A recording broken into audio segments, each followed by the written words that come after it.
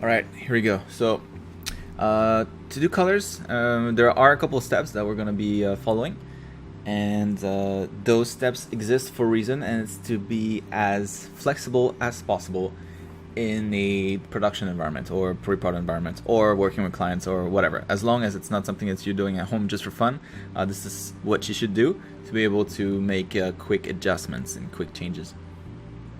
So especially with colors, if you do them the right way, if you set up your Photoshop files the right way, you'll be able to create a lot of different variations at some point.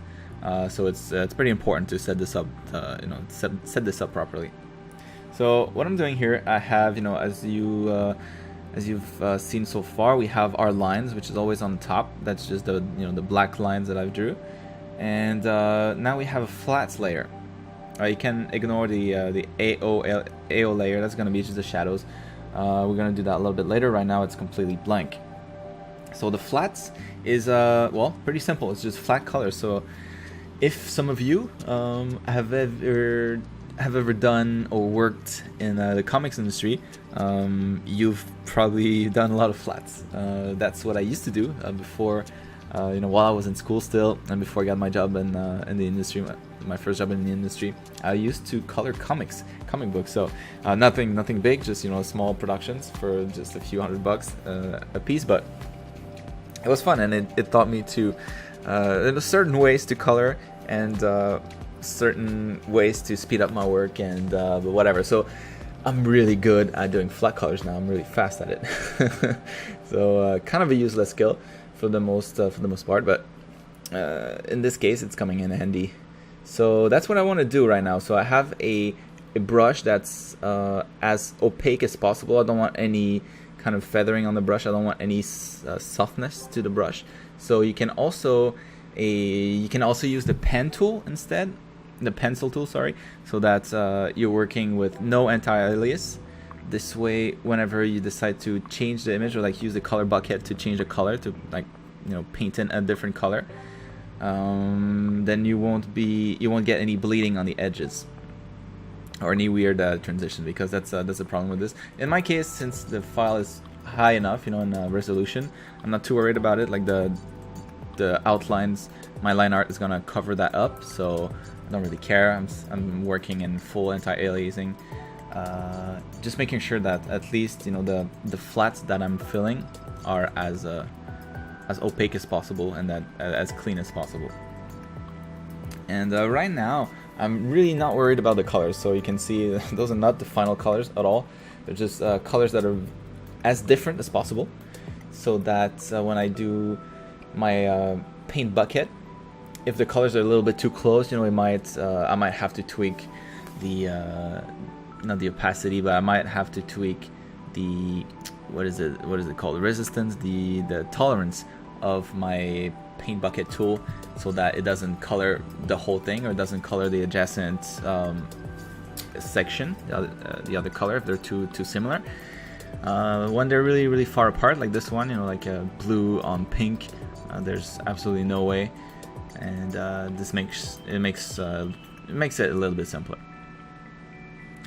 So yeah, don't worry about the colors at this point. Just try to get some funky colors to make it very obvious what your different sections are, because later on the point of this whole thing is that after we're done with this, we're going to be able to use those color flats as selections and be able to recall them. So we're not going to paint over this. We're going to use other layers once we're done with this, so that we can always go back to the flat layers and use the magic wand, click on a particular color, and it'll select all of that color, right?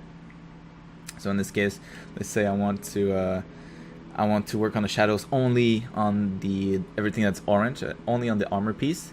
Then I can just go back to the flats, use the magic wand, click on, select everything that is orange, and then go back to my layers on top of that, where I'm actually, doing the variations in colors. And I am able to work with that selection now, instead of having to be careful or to create a new selection. So it's mostly for selections. And then after, what's also good with having a separate flats layers, that you can just use your paint bucket to to try different color combination, you know, like the actual real ones. Right now, it's, as I said, they're not meant to be final, but once you're done, you can actually use the paint bucket to try to get like cool color combinations. And yeah, so it's an easy way to brainstorm different ones. So yeah, at this point, I'm just trying to split the colors, split the different parts into the different colors that I think will remain the same color. So, you know, for example, in here, everything that is orange, I'm thinking of materials. That's what it is basically. So everything that's the same color would be the same material, likely the same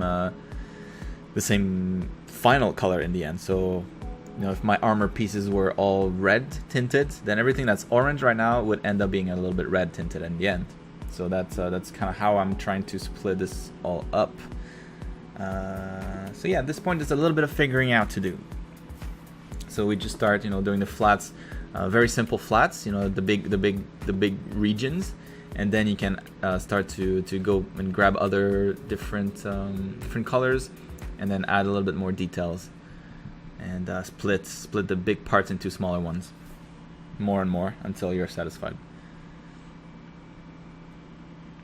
So right now, what I'm thinking is that everything that's orange would become the leather slash, not leather, maybe like the metal parts, or like the harder shell parts, because there's no metal in beetles, but you know, like the beetles shells.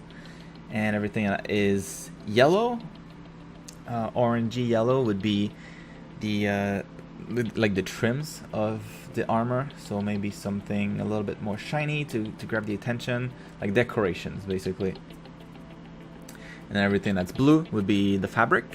Everything that's fabric on the character, you know, would be blue in this case. The weapons are green.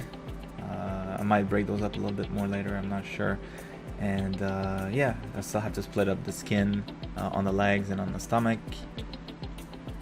And yeah, keep the legs pink, because the legs are going to be mostly the same color, mostly the same material, aside from those tiny trims that I'm painting in right now.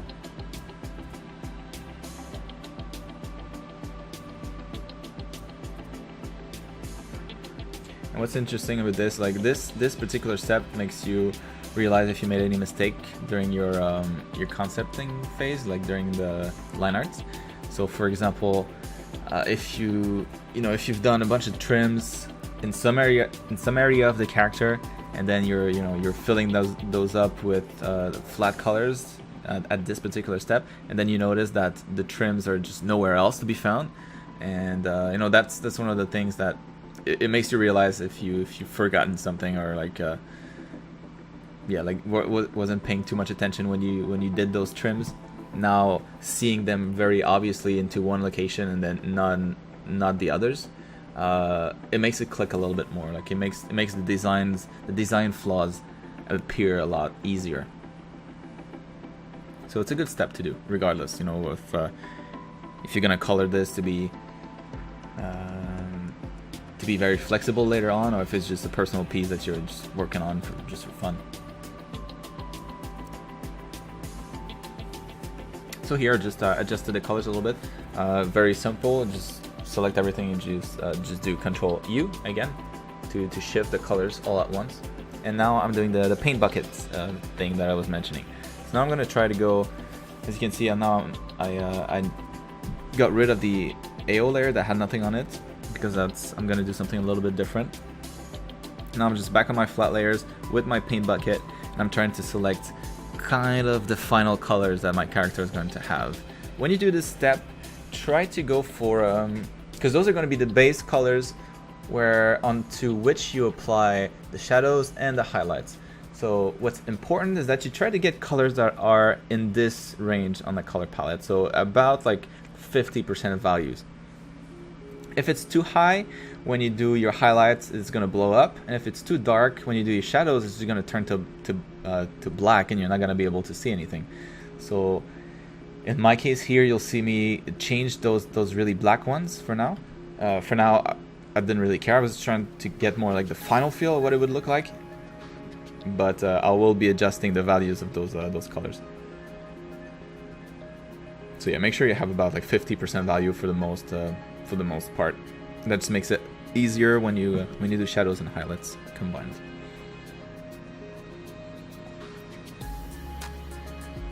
So I'm trying, you know, I'm still basing my color choices here on what I had for reference, so the flowers. So I'm trying to go with that, you know, that really cool transition where those leaves were, not those leaves, those petals were going from the center was what, like a orange, like a really dark, deep, rich orange, and then fading out towards the tip of the leaves as like this turquoise color, you know, exactly like these, like deep orange in the center, and then it fades out to the turquoise or like green blue. So that's what I'm gonna be doing. But right now I'm just trying to get the essential color, like the core colors, and then after that, you know, once I'm done with the flats, I will move on to another layer, which is the colors layer here that I just popped. Right now there's nothing on it, but that's what I'm gonna do now. So as you can see, I switched to the flats, used the magic wand, selected everything that's green, and then I'm gonna move back again to my colors layer, and which is on just a normal, this one, which is on a normal blend mode, and now I'm gonna just draw in that gradient with soft brush. As you can see, again, I'm color picking the colors from the reference image here. Try to get something interesting, at least as a base. So what I'm going for is kind of a similar thing. I'm not going to go this deep orange, at least not on the fabric. I'm trying it here, but it's like it's too much. You know, the gradient's a little bit too crazy.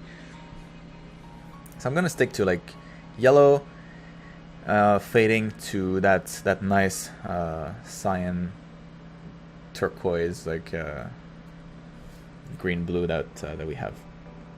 And I'll do the same thing with everything. So, you know, flat colors are helpful, but they're not pretty. What's generally more pretty is having a soft gradients kind of everywhere on your design. And that can be, you know, if it's on fabric, maybe like the tip of the fabric that's not as close to the body, maybe it gets a little bit more dirt on it, so it's, you know, it fades a little bit more, the color fades, so you get a nice gradient from the tip to the other part, to the other side. Same thing with the feet and the legs, you know, like you maybe get a little bit more dirt at around the feet, and then the top of the legs a little bit cleaner. Anyways, whatever reason, always try to have gradients. Like whenever you have long limbs or long pieces, have a gradient. Even though it might be the same color, try to have a gradient, maybe from darker light, like a darker color to a lighter color, or a you know, like a warmer color to a colder color. Gradient's always a good idea. So here, as you can see, I'm brightening those armor pieces because I noticed it would be probably a bad idea to have something this dark and then try to you know, apply shadows on it. I'm just not gonna see anything.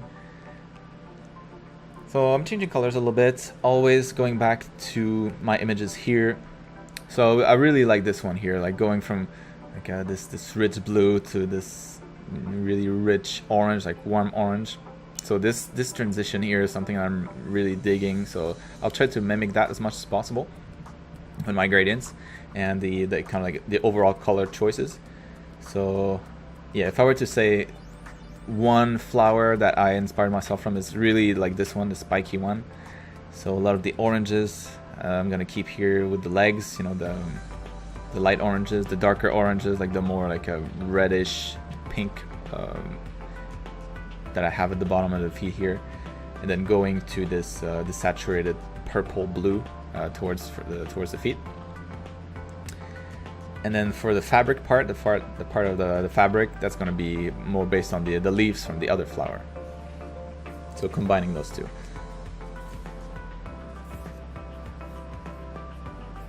So yeah, now what I am doing now is on top of everything. So on top of the lines, because the lines are not completely black, they're some of them are a little bit brighter. So I tend to not use black for my lines.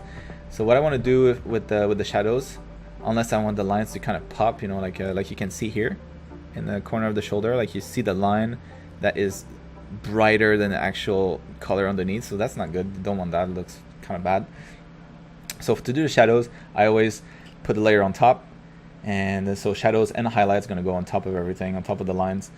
And yeah, that layer is set to multiply, so that's going to be a normally what I do is I take a mid blue, something like that, a light blue or a mid blue, or desaturated blue, not super saturated, like very desaturated, like this, almost gray.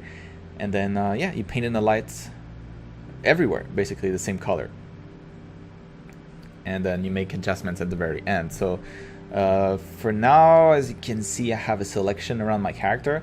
That's just me going back to the flats here, and you click Control and then you click on the flats layer, and that selects everything, that's all the pixels that are on that layer. So that's what the selection is, that's what I did. So now I can use a soft brush and not be worried to to paint outside of the actual character and kind of end up with something too messy.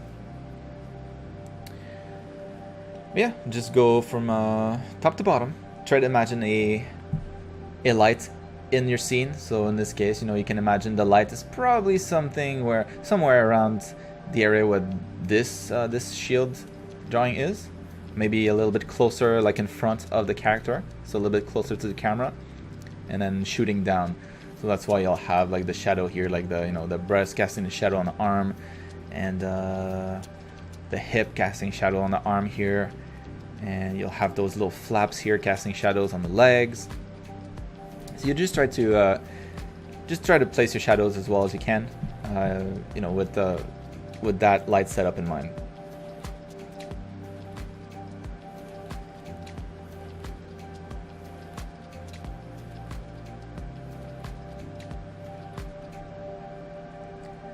So if we go back to a production environment, at this point, what happened is I colored the character with a bunch of flat colors and then applied like some really quick colors on it, like really quick gradients. That would be where I stop, and I would go to the person that is going to say yes or no to this design, and then show it to them, and then they would tell me, maybe those colors don't work at all for them. Maybe they really like it and they give you the green light to move forward.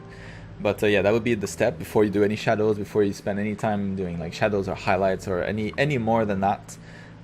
Generally speaking, that's a good enough point to get feedback.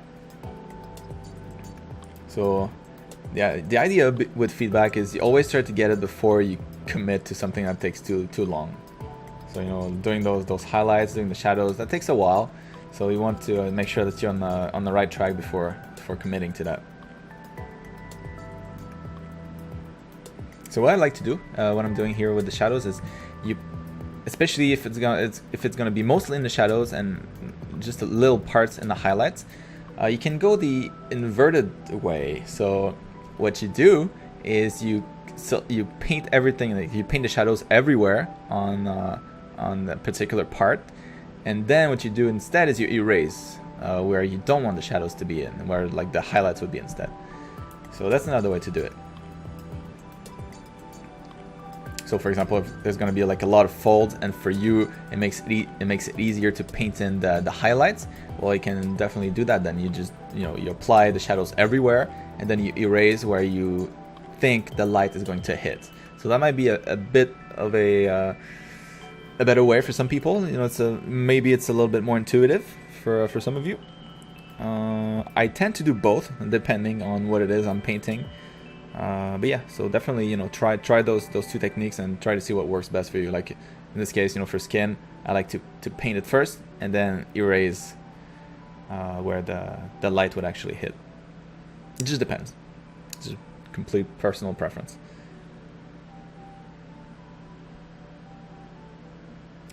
So I do this piece by piece. I go back to my flats.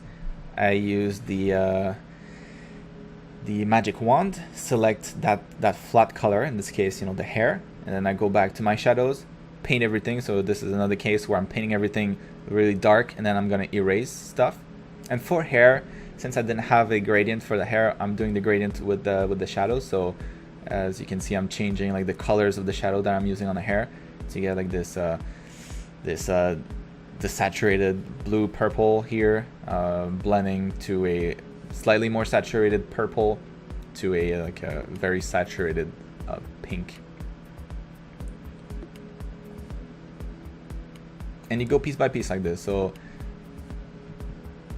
what I like to do is not spend too long on one particular area, so not finish anything, and well, not finish, but not like go crazy details in one particular area. So try to apply the shadows, you know, to the same degree everywhere, to the same kind of level of finish everywhere.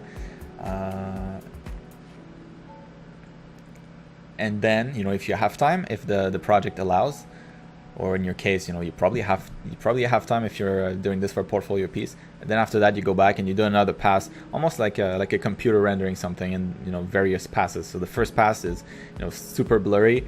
Then you do a second pass and it sharpens up everything, and then again and again and again until the final image is really, really sharp, really, really neat, really well rendered. Kind of the same thing here. So yeah, I'm back here on the hair. Again, I'm not painting anything, I'm just erasing the shadows on that particular layer.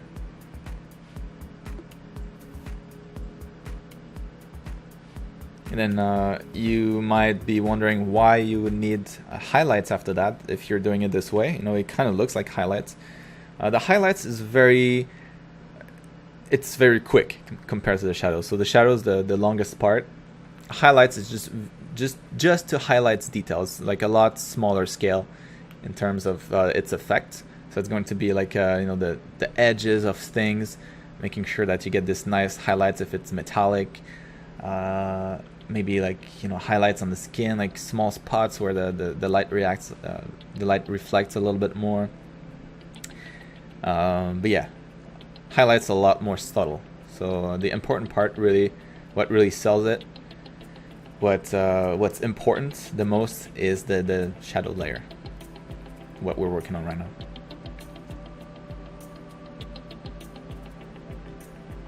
And for shadows, I tend to work again with a soft brush. So yeah, for the most part, for this whole thing, I like soft brushes. That's something you do a lot in comics. For some reason. So whenever I color line art, and, you know, kind of more the comic book way, that's what I tend to use, a softer brush. And then if you have time, you know, you make your brush a little bit smaller, or you change your brush towards the end to add a little bit more style.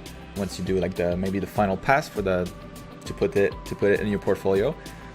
But right now you want to get something quick. It's always a little bit faster, you know, when you don't have to worry about brush strokes. Just a nice soft brush, it just does the trick.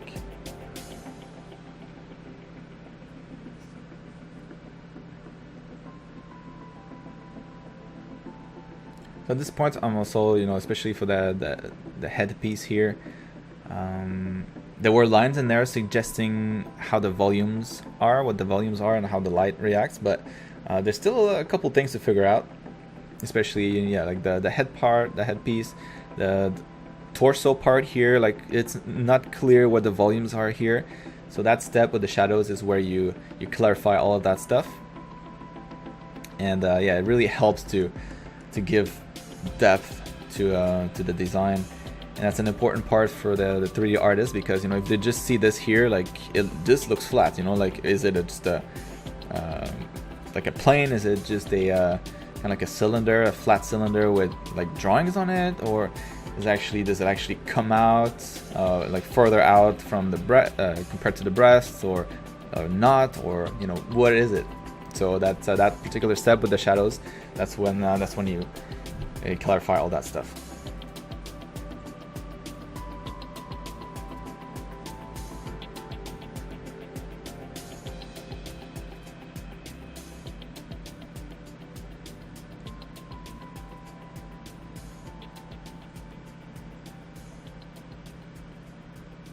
So I'm using a lot of using the soft brush, the soft brush with a mid blue to kind of paint over all the line art, to give kind of like that, you know, easy 3D effect for those trims. And if I want to sharpen it, then towards the end maybe I'll get a smaller brush and then go play with the highlights on there. But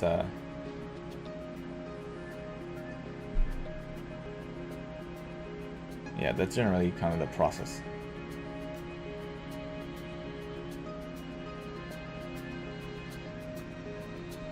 And when you do this, when you do the steps with the adding the shadows, and that tends to make a lot of the stuff pop more, and then what used to be flat before and what your eye wouldn't really notice before, now you start to notice a lot more. So maybe some of the details are going to be too much. Like right now what I'm noticing is that the torso area, like all these overlapping planes, that's not so bad. But compared to the shoulders, there's a discrepancy in the amount of details there. So there's a lot more going on here than on the shoulders, which is not good. Same thing with the belts here. It starts to get a lot more busy than what I was expecting first, with having all those different pieces now suddenly like have volume. So that's something that I want to keep in mind and potentially simplify towards the end once I'm done applying the shadows everywhere, and then I can really evaluate what works and what doesn't. So yeah, the design is never done. It's never complete until you post it, right? Until you either you call it done or you post it on your portfolio online somewhere. Every step kind of adds a level of complexity that you have to take into consideration and kind of look back at your design and see if it works now. Does it work now that I've added this? Does it work now that I have the colors? Does it work now that I have the shading on? So yeah, it's an ongoing process. So don't be scared to to paint a couple things over if it doesn't work anymore.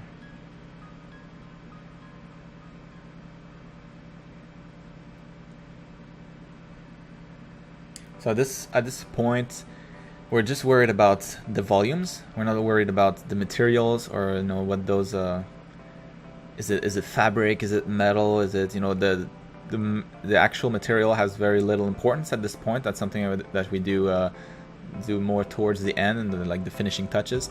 But that's another step where sometimes it'll work, sometimes it won't, or you'll have to change a couple things in the design. If if you choose materials that are really shiny, and in some areas, let's say everything that's dark blue right now gets super shiny, maybe that's going to be too much.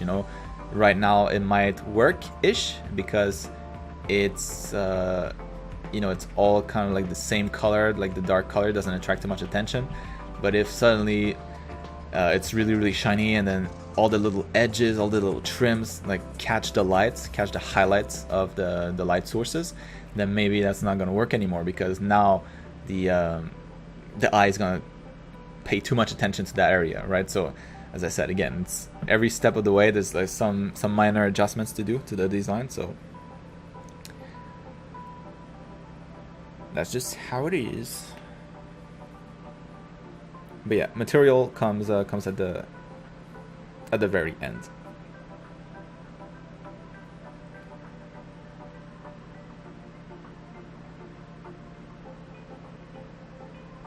What I did now is just darken the line art just a little bit. And now I'm moving on to the highlights, as you can see. So I created a new layer on top of everything else, so the highlight's always on top, and it's set to overlay mode, as you can see here. And now I'm gonna go and create those highlights on pretty much everything. So the same way that you've done the shadows for all the different parts, you do the same thing with the highlights. So go over everything, and whenever there's those lights that should catch, whenever the shape, the volume should catch the light a little bit more, then you paint in those highlights. And you can also get some extra colors in there. You can see it here with the shoulder pads, and get a nice. I use the highlights to get me this nice gradient from like really light blue to this dark purple. And using a soft brush like what I'm using now, You can also accentuate certain area of the drawing by using like a really big brush stroke, you know, towards the focal point of the character around the face, torso area, to make that even brighter than everything else, so that the eye is automatically, you know, dragged towards it.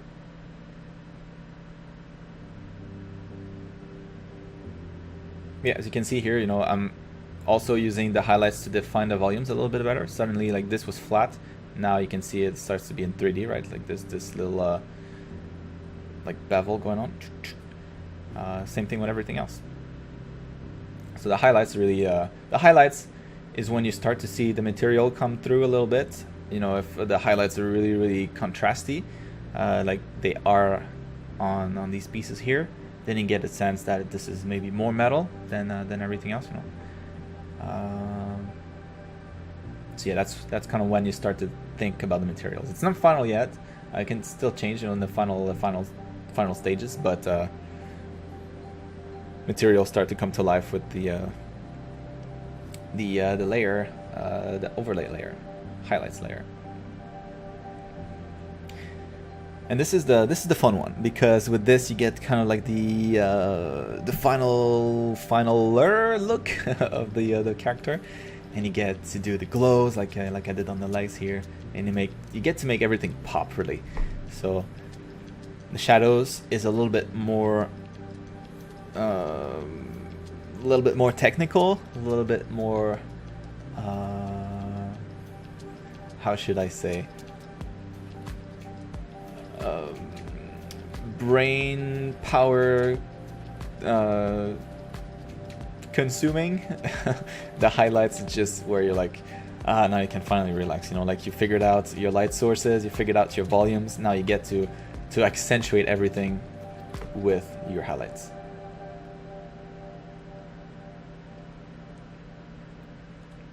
And now, you know, I started the highlights, and that's fine. Now I'm going back to the shadows a little bit. So I'm noticing that there's like, you know, my shadows are not the same color everywhere. So I want to try to make that as similar as possible. Also, you know, around here, like the line art was getting lost a little bit. So I want to highlight that with my shadows layer. Make sure that every shape reads really well. Like around here, you can see around the belt here, like it gets lost a little bit around the legs. A good example here. It's a little bit dirty, so I want to just clean that up a little bit more. So yeah, don't be scared. You know, it's not like you're done with the step, you can never go back. It's always okay to just pause whatever you were doing, hide the layer, and then go back and fix the previous step, and then move, and then keep going. Actually, this is a step that I like to do. Once you're done with the shadows, you know, you hide everything else, and you see if your shadows work. If it's too sketchy, if it doesn't make sense in some areas. By looking at just the shadows, suddenly you'll notice mistakes that you might have not noticed otherwise when everything was visible. So yeah, I like this step. It's almost like working in black and white. You know, like shading in black and white, but it's a little bit more subtle than that.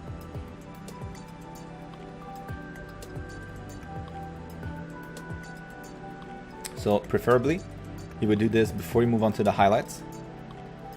In this case, I checked a little bit too late, and I was too eager to move on to highlights, so I started the highlights. I jumped the ship a little bit there, but yeah. Once you think you're done with the shadows, you know, before moving on to the highlights, just hide everything, hide your colors, hide your flats, and then make sure your shadows just work really well. Make sure that this looks nice before moving on to anything else. Like, you should be able to see without any of the colors, without anything else, with just the lines and the shadows, you should be able to see all the volumes, and you should get like a really nice, clean drawing.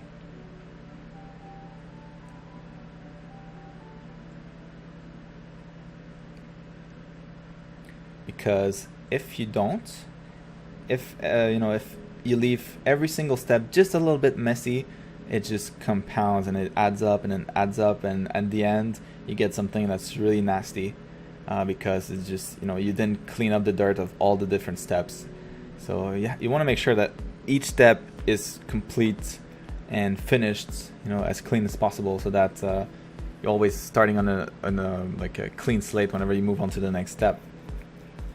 Otherwise, just, you know, dirt or like you know, sketchy lines or like messy lines, just messy lines, messy shading, messy whatever brush strokes. They just keep piling up and adding up, and it ruins the design.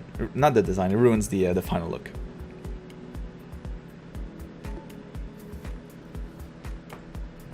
And in this case, you know, since I know that I'm gonna have some highlights here, it's fine to start erasing the lines, the line art, if it doesn't make sense anymore, which is what I'm doing with the legs here.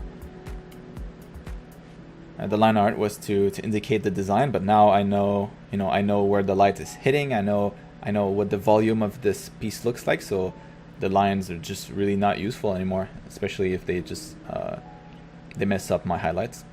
So yeah, this step, it's completely fine to go back to your lines and start erasing a little bit. I'm also using this step to finalize some of the design elements that I had kind of left on their own. I wasn't too sure what I was going to do with the feet and what kind of design I was going to have there, but yeah, I decided while I was working on this to switch it to more of a like a bunch of leaves, you know, like a leafy design, and that's something that I'm refining in this particular step. And you can see, you know, doing the shadows here, I'm gonna do the shadows on the legs. It's a little bit easier to see when there's nothing else, when there's no other colors going on in your scene. So when it's only like black and shadows, not black, but when it's only white and shadows, you know, you get a much easier read on what's going on. It's a lot easier to approach, more methodical. And now I'm just gonna color those shadows a little bit, because they don't work too well on that orange, and I want that orange part to be kind of glowy, like neon almost, so you wouldn't get those ugly, like dark yellow greenish shadows. It'd be more like this, like a nice bright orange.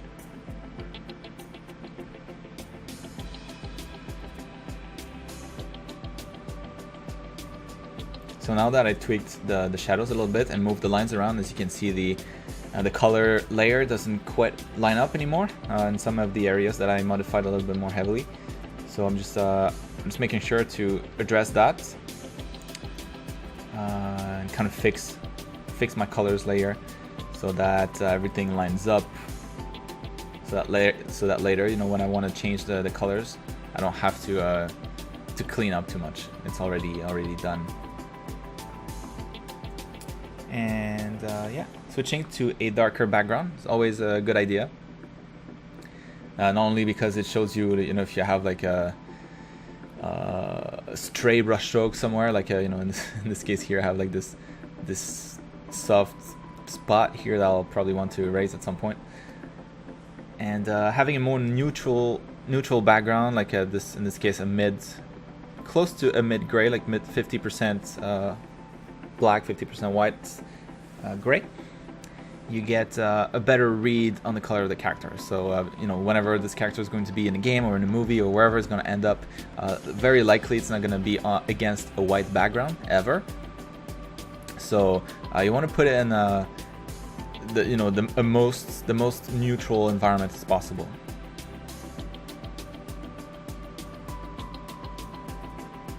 White being not that neutral at all.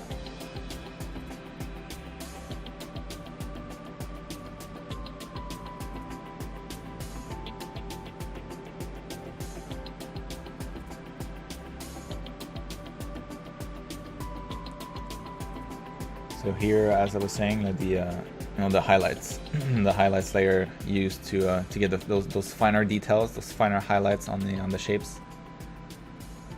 Once the shadows layer is done, that's a really good time. Like completely done, you know, I had to go back to it to clean it up. But once it's done, once it's clean, now's a good time to add those highlights on the little edges, the little trims. Make those pop, give them volume.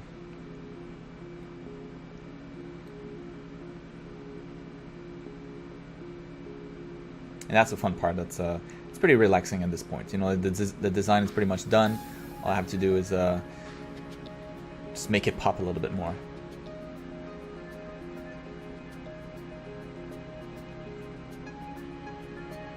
And the reason, so I had, you know, my orange legs, and nothing else in the design was kind of that color, so that's why I added that to the those are not earrings, but you know, the things hanging on the headpiece, so I wanted to have a hint of yellow in there. And I also used that as a mean to drag attention to that area, because you know, you look at the torso, there's nothing yellow about it. It's all like in the, you know, it's all like dark blues and yellowish, like cold blues. So by having this really warm color next to the face, it makes the face pop a lot. And it also ties in the design with the rest of the body, meaning the legs.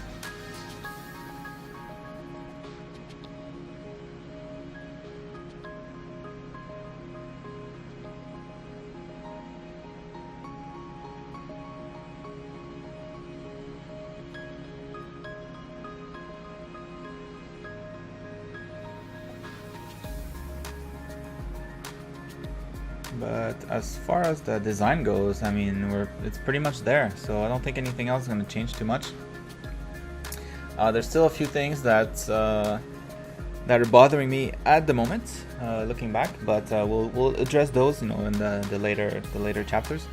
So it's a little bit too busy, you know, around the skirt area, like all those patterns, like all those leaf patterns. Those are gonna go at some point because it just makes it a little bit too busy. And I'm gonna simplify also the belt. That has too much going on at the moment. But other than that, the design is pretty much there. So yeah, now would be a good time to you know, to get a final approval. And so depending on the designs, you know, sometimes in this case, at this particular point in time, you would that would be enough to send it to a 3D artist. You know, if this character got the green light and it was like, all right, we're making it, then you send your design, you send everything that you got to the 3D artist, and he can start working on it. And then maybe, you know, at the same time, you can, while they're starting on their side, maybe you can start to work on the maybe the color variations or something like that, so that you can help them out later, so that you can give them those later. You don't have to be completely done before they get started. But yeah, now would be a good time, right? So everything's pretty much done. Now you get it approved. If it's a yes, you can change a couple things, change a couple colors, but that would be kind of like the base version for your character.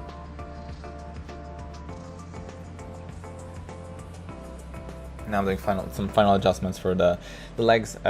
I realized the perspective was just a little bit off and it was bothering me, so I'm trying to fix that.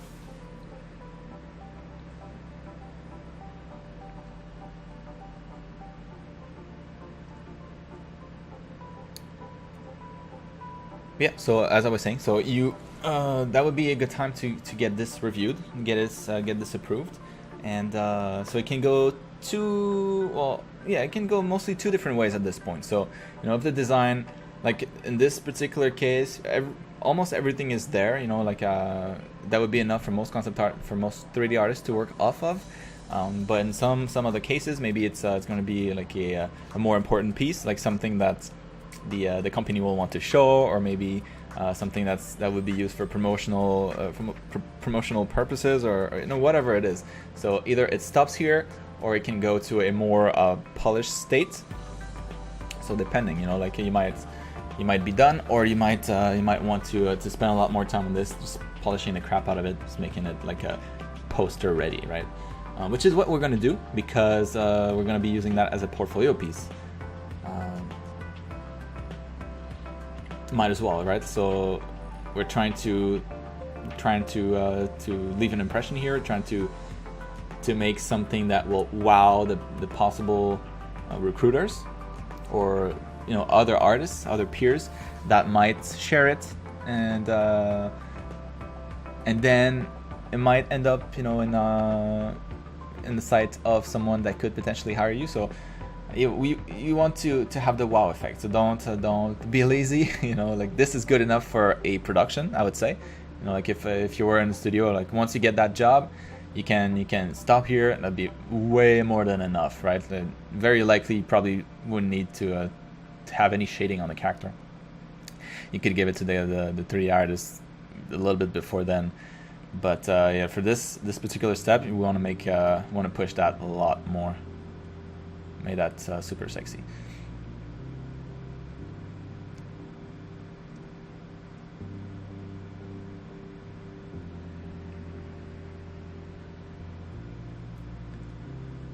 So while I finish on this variant, on this the light armor piece, I wanted to talk about the reason why I decided to pick this particular topic. So female characters, and so a lot of the that's kind of like the feedback that a lot of people get online. When they post anything that's like sexy-ish, that it perpetuates a, well, I can't say that word right. Perpetuates like stereotypes, or like it doesn't help the industry by doing this, because that's people are just gonna want more and more of that, and then it's not great, or my views on this are very capitalistic, I guess. So especially in the scope of this tutorial, like, I want to help you guys land a job, right? That's the point. I'm out of the industry, so even when I was in, I was still doing tutorials, but especially now that I'm out, like, I'm like, go take my spot. It's there. And the way to get in, there are certain ways to get in. There are certain easier ways to get in.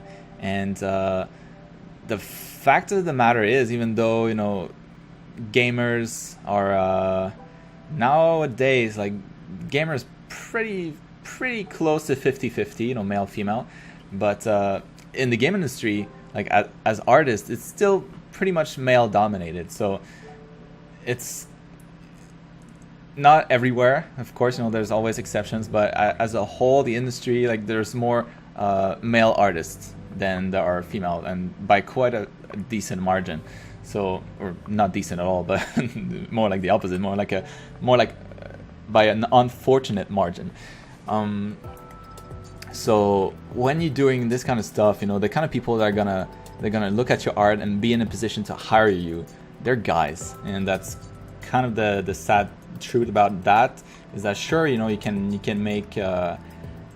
make really, really badass characters, like male characters or creatures or whatever, and you should, right? That should be part of your portfolio. But the reason why I'm showing you guys this particular project with just female characters, it's because it increases the chance just ever so slightly that this is going to be seen over something else. And so I would say, if you have exactly the same quality, let's say I do the same thing, the same kind of art, the same kind of project, but with males instead, this one would get a little bit more. I'm not saying it would be a ton, right? It wouldn't be like 10-1, but this particular project with the female versions would get more attention, and that's why I'm showing you guys this. So it's good in your portfolio to be able to show all kinds of different things. So have some males, have some females, have have creatures, have monsters, like, show a range. Don't do all females, because that's gonna look weird, if anything.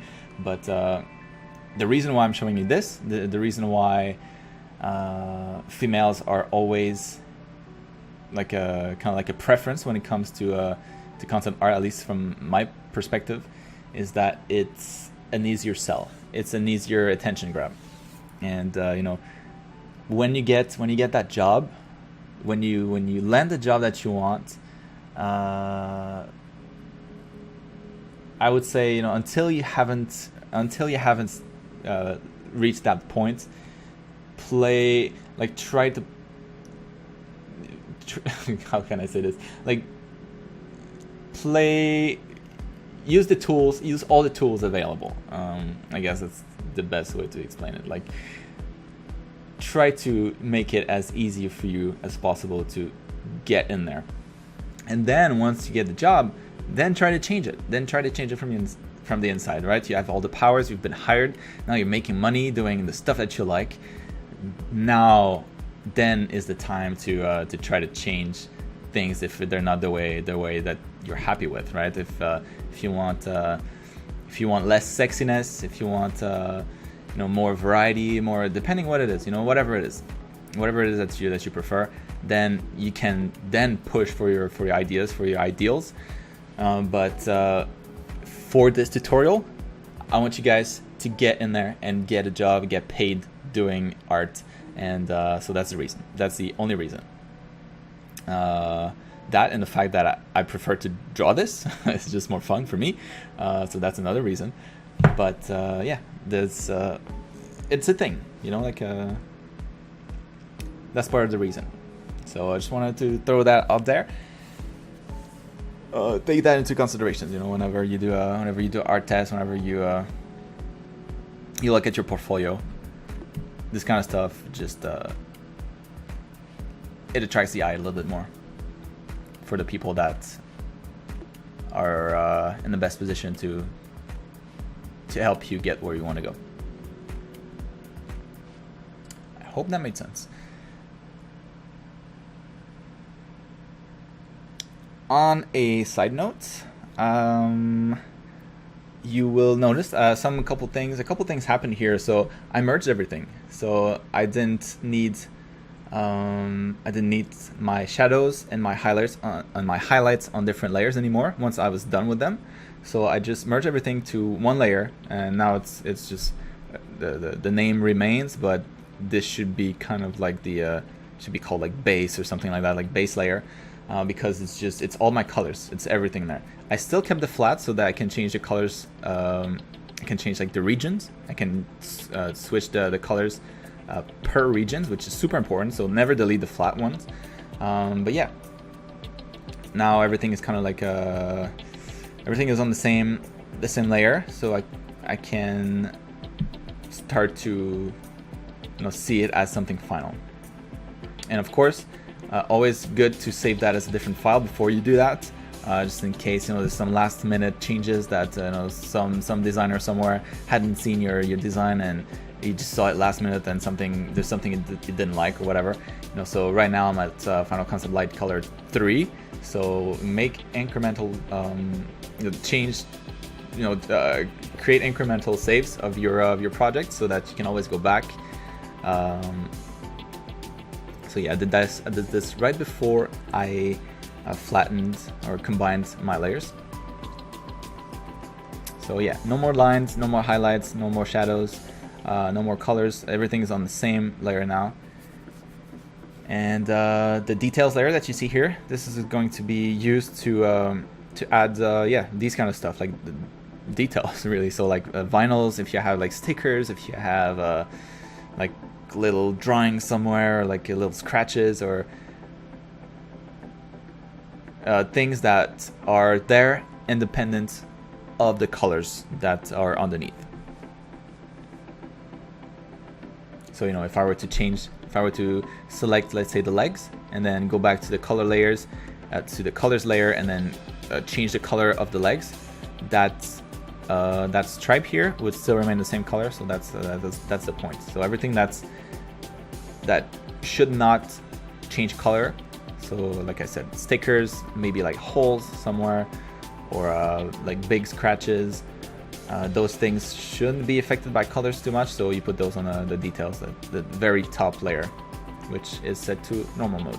So at this point everything is set to normal mode, so details, colors, all normal. And now I'm treating myself with a little bit of glow. always a cool step to make everything glow a little bit. And here, I could have done this on the colors layer. That was a little bit of a a fail, but it doesn't matter because the weapon itself is not going to change color. So that I decided that along at the very beginning. Or the weapon is the color of the bug, the color of the beetle. So that's not going to change. It's going to stay the same color the whole time, regardless if her outfit color changes. So that's why it's not that big of a deal. All right, now we're ready to start doing the color variations. So now this is the fun part where everything you've done so far gets to pay off like really in a big way, because you get a lot of results really quickly. So what I just did now is I duplicated my colors layer. So that's going to be my the colors is going to be the first version, the first variation. Colors copy, I'm going to rename those, but colors copy is going to be my second variation. And yeah, all you do is you go back to the flats layer, go select the magic wand, click on a region, go back to your active layer, and you know, in here you can tweak the selections a little bit if it's messed up. Remember when I did the feet, I moved stuff around a little bit. So yeah, now you can go back to your layer and then Control U, and then you can shift the color to something else, and try to get something cool this way.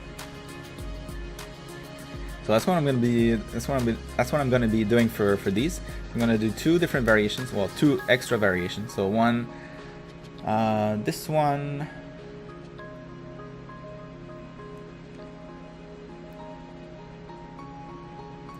I'm trying different things, so I don't know for sure yet. I know that there's always some variations that I really like. So one that's really colorful, another one that's kind of like dark, like mean looking, another one that's more like on the light side, you know, like more whites and that kind of stuff. This one, the first one, I decided to go the badass one, like the mean looking one, and those are normally like almost like the colors of a spider, right? Like dark grays, dark reds, and splashes of like highlights of really vibrant colors. So in this case, the purple, and this one works really well with the hair. So again, I'm not gonna change the hair, I'm just changing the outfit. And here you can see like I kept the other version where I changed the dress, where I changed the fabric to red, and now I'm going back to it and changing kind of like the legs and adjusting some of the colors.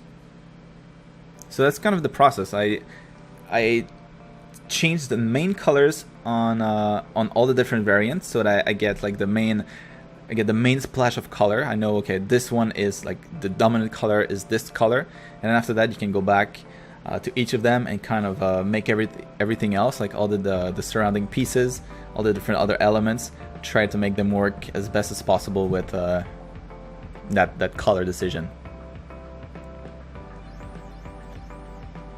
So yeah, there you go. I mean, that took what, like 30 seconds almost, and you get 3 different color variations. There you go. So that's the power of organizing everything on layers.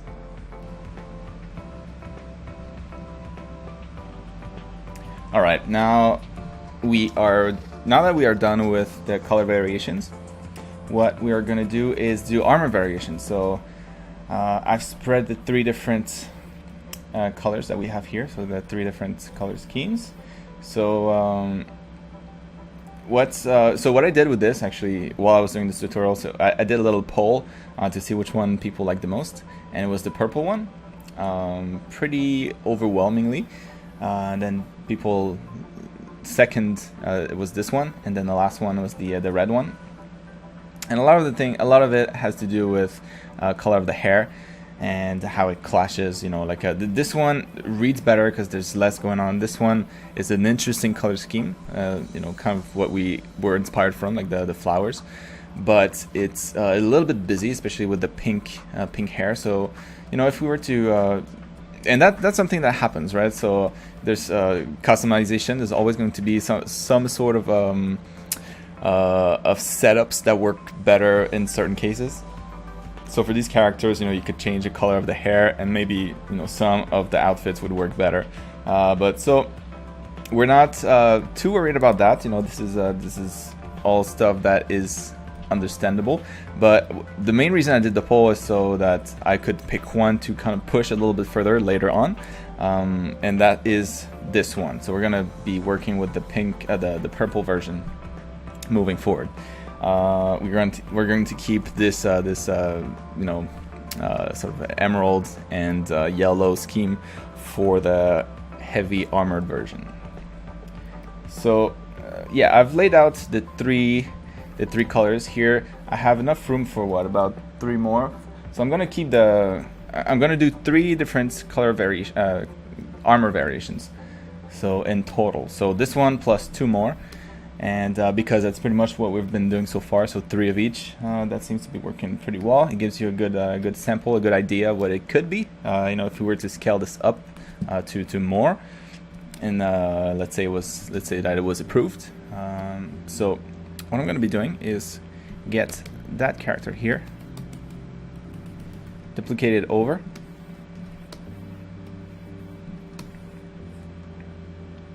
twice. So the first thing we want to do before we do anything is understand what can be changed. So if we're going to be, you know, making a game out of this, or making like a customization system around those designs, we want to plan it out, you know, in a smart way, so that the artists, the 3D artists that come after us, don't have to come up with anything, right? It's already been settled, already been figured out. So looking at this real quick, so what we're going to be doing is identifying kind of like the things, the chunks, the groups of pieces that can change as a whole and that can be swapped from character to character. It can't be just everything, because that becomes really complex. So we're gonna be separating those into different colors, just to get a kind of like a visual representation of what it's gonna be. So what I'm thinking first is always try to start with the most simple, the kind of like the base level, the base layer, and that is going to be kind of like the bodysuit, right? So this character is wearing a bodysuit, so everything here is going to be kind of part of the body when you model it. And for the variations, you'll want to keep something that's similar, so nothing that protrudes from the body too much, so that it doesn't clip with the armor that you're adding on top. So we'll want to be everything that is pink, really. We'll want to keep it as close to the body as, you know, as body tight as possible, as skin tight as possible. And then the rest of the armor will depend. So I'm gonna do this real quick.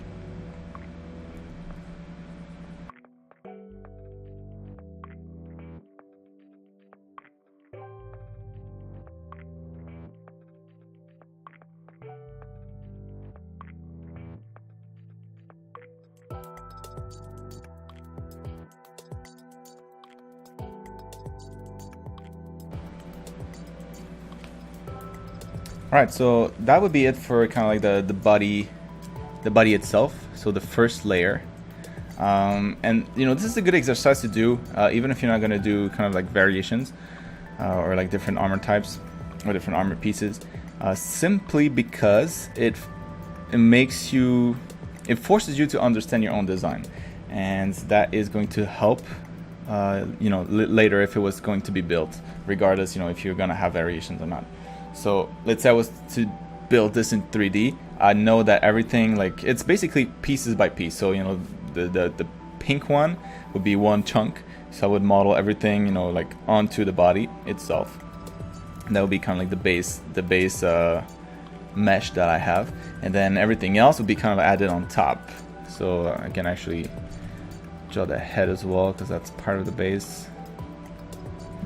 But actually, the head's going to be another color, and the reason being that the heads will be swappable.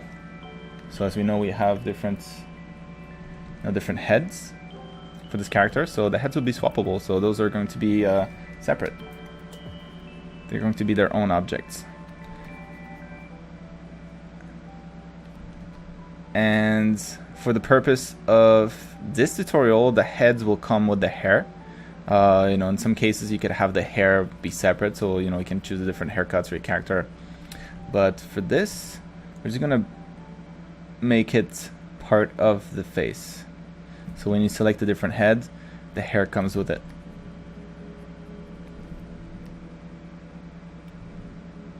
But you could still, you know, for instance, in the game, you could potentially be able to change the color of the hair or something like that. The haircut would come with the face.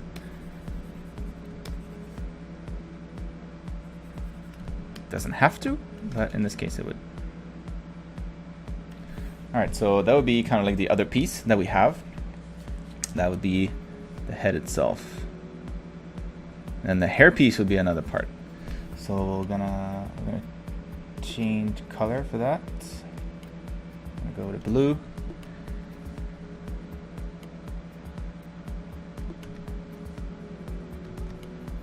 So it doesn't have to be perfect because we're not going to use that for anything else. It's just to help us figure out the different pieces that we have going on in our design. And once we know the pieces, we know what we can tweak and how we can tweak them to create new variations. So that's actually very helpful.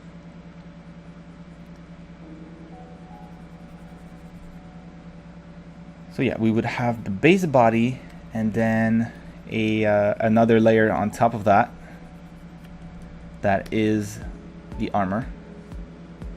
Then separate pieces for the heads and hair combo that you can swap. And then of course different weapons if needed. And in this case, in this design, we're gonna also have the wings, or not the wings, but kind of like the cape behind. So people will be able to swap that out too for different designs. So that's going to be another color.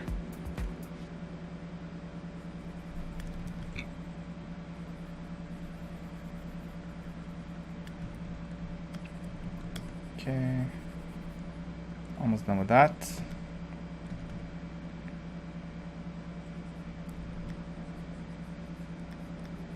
As I said, doesn't have to be perfect. This is just to help us understand. We're not going to use those regions for anything else.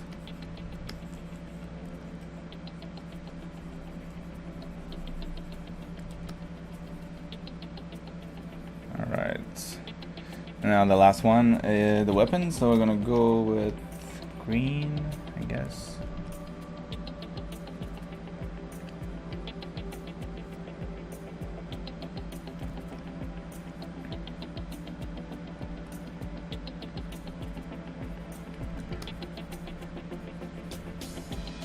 So you know, for this, for example, like the shield where she's holding the shield, that would never change. So everything else will change, but where she's holding it, just so that it remains kind of like a starting point for the other ones, that's not gonna change. So if you were to equip it within the game, the attachment points will always be at the same spot. Makes it a lot simpler.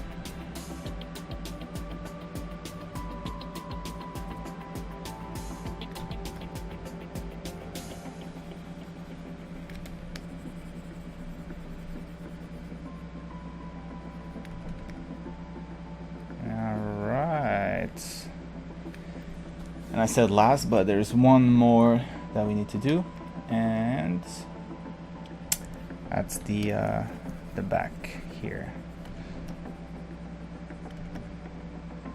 Little cape, wings looking thing. All right, it's a bit rough, but that's good enough. And there we go. So now we have the kind of like our concept figured out, if it wasn't before. So now we know, it's very clear what can be changed, what can't. So in this case, you know, it's a fairly simple concept. We don't have that many layers on top of each other. So, and if we were to change something in this case, everything that's the same color would change. So you wouldn't be able to equip, for example, you know, different shoulders and then different different like skirts or different like midsection armor. In this case, for this, for this game slash tutorial, you'll be able to change everything that is one color. So you'll be able to change the whole body suit to another one. You'll be able to change the entire armor for another one. You'll be able to change both weapons for another one. Of course, you can always break those up and create like different rules for the things. So let's say the midsection can't go any lower than this, and then the skirt can get any higher than that, so that they don't clip if they're not kind of like the same set. But we're gonna keep it simple-ish, and we're gonna kind of just merge everything into one big group that you can swap out, just for the sake of simplicity. So yeah, now that we know, we can keep that one for now. We'll go back to the other after. But yeah, let's just paint over everything, so we don't have to worry about having clean lines for this one. At this point, the concept has been improved because we've been able to move forward with colors. So the concept is good. We know that we don't have to worry about keeping it clean for to be able to change it later. We're gonna just create a bunch of variations, so it's kind of like a brainstorm session. And you don't have to, once you have the results, you don't have to push it too much after that. It's just to give ideas, basically. Right, so we're gonna start with the body armor first. So we're gonna change that up a little bit. So we wanna do that. Go to the right layer. That would help. Yeah, here you can just change stuff around. So let's see what we can do. Right, so when approaching different designs like this on a more horizontal kind of scale, right? What I was talking about before. I want to have designs that don't look stronger or weaker, just kind of different designs, just different but kind of the same level, right? So that would be in the case of let's say a multiplayer, massively multiplayer game where you're in a particular region and then you're picking up like armor pieces. They're all going to be the same level. They might just be the different armor sets, different pieces from different armor sets or something like that. Or if it's in like a movie production or something like where like you're in a village, or the actors in a village or something, and then you have a population that are supposed to be kind of all like villagers or something like that, or like all like citizens or people from a certain group, a certain region. Normally when you look, you shouldn't be able to tell like which one is more powerful than the other one. It's just different people wearing different outfits, right? So that's kind of what we're aiming for here. It's not like a difference in strength, it's a difference in taste more. That's kind of what it is. So there's different ways that you can approach designing something like that. And what I like to do is always come up with a theme, because it just makes things a little bit faster, a little bit easier to imagine, to come up with.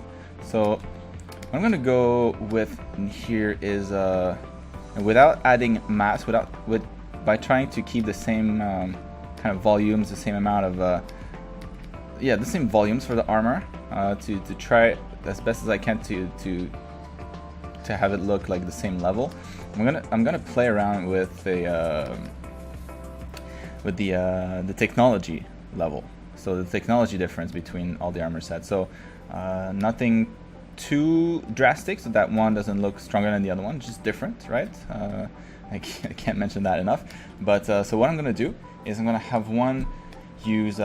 So right now this character is kind of like in the middle of fantasy and sci-fi, as I mentioned before. So I'm gonna go both ways, basically, for those two variations. So I'm gonna go full on sci-fi for this one, and then the other one's gonna be full on fantasy. So no sci-fi bits or anything like that. So it would be like two different clans maybe, or something like that. They're the same strength. They have the same powers, the same the same level, but some of them use different technology. That's it. So let's see. Now I'm just playing with details. Let's go a little bit bigger than this. So this one is going to be full sci-fi. So I'm gonna get rid, so what that means is that I'm gonna get rid of most of the everything that's leather that has to go, everything that's like you know, trims that has to go, because it's something that's a little bit more medieval, where you need like some reinforcement on the edges because the material's too weak. In this case, we're gonna get rid of that. And we're gonna go like some weird materials, like some composite materials where you can pretty much do whatever you want, because you know it's sci-fi, whatever. So we're gonna get rid of all the trims. Everything's gonna be a little bit sleeker, a little bit more like as one piece. So it's gonna be a bit of a cleaner look, maybe.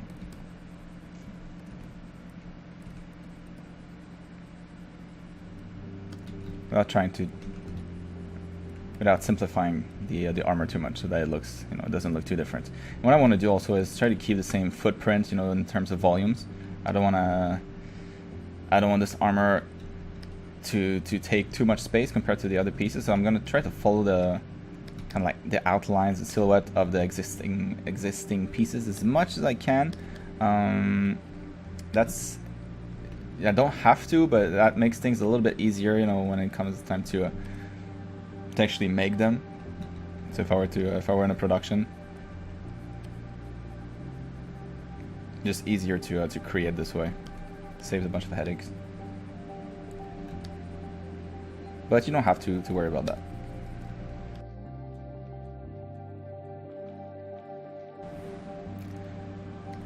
So one thing I'll try to do is kind of maintain the same colors overall. You know, the position of the colors, how it's spread throughout the design, so that, you know, at first glance the armor looks very, very similar. Like the splashes of color are in the same area. But yeah, try to change the design a little bit.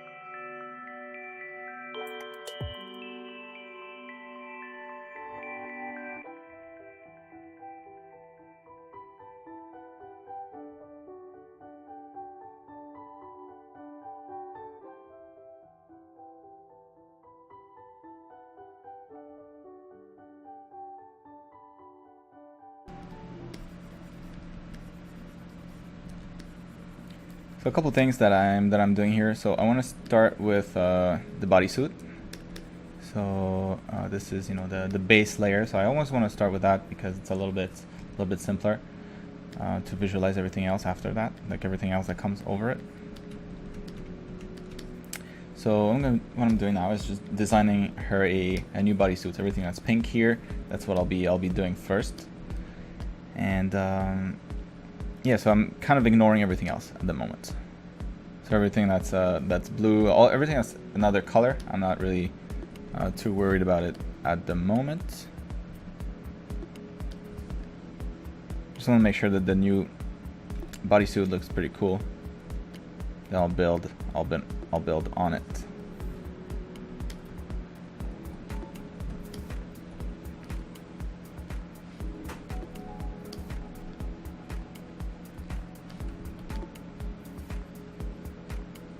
And again, this is a lot of trial and error at this step. Just, you know, I'm just trying things. It's a little bit tricky because right now I'm using colors. So what you could definitely do if that's something that's a little bit seems a little bit too complicated at first, you can definitely try to do black and white. So you can switch your layer to black and white only, and just work in black and white to focus on the design, and then after that you kind of fix the colors. So, you know, like one way to do this is just create a new layer like this, and then you know, put whatever color, and then just set that to the color or saturation. It's the same thing. And this way you can work in not just in black and white, just focus on the design, and after that you can hide that and you know, work on your colors a little bit.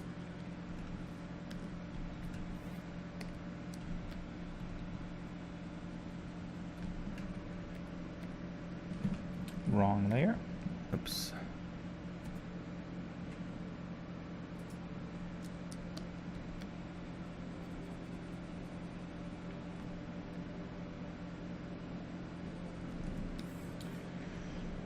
Alright, so that's starting to look pretty cool.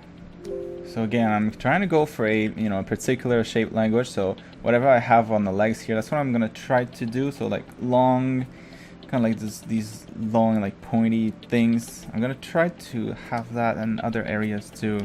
So I'm gonna try to have one right here. That's what this is, and then have some on the arms probably. Like maybe the arms, the tip of the arm starts this way.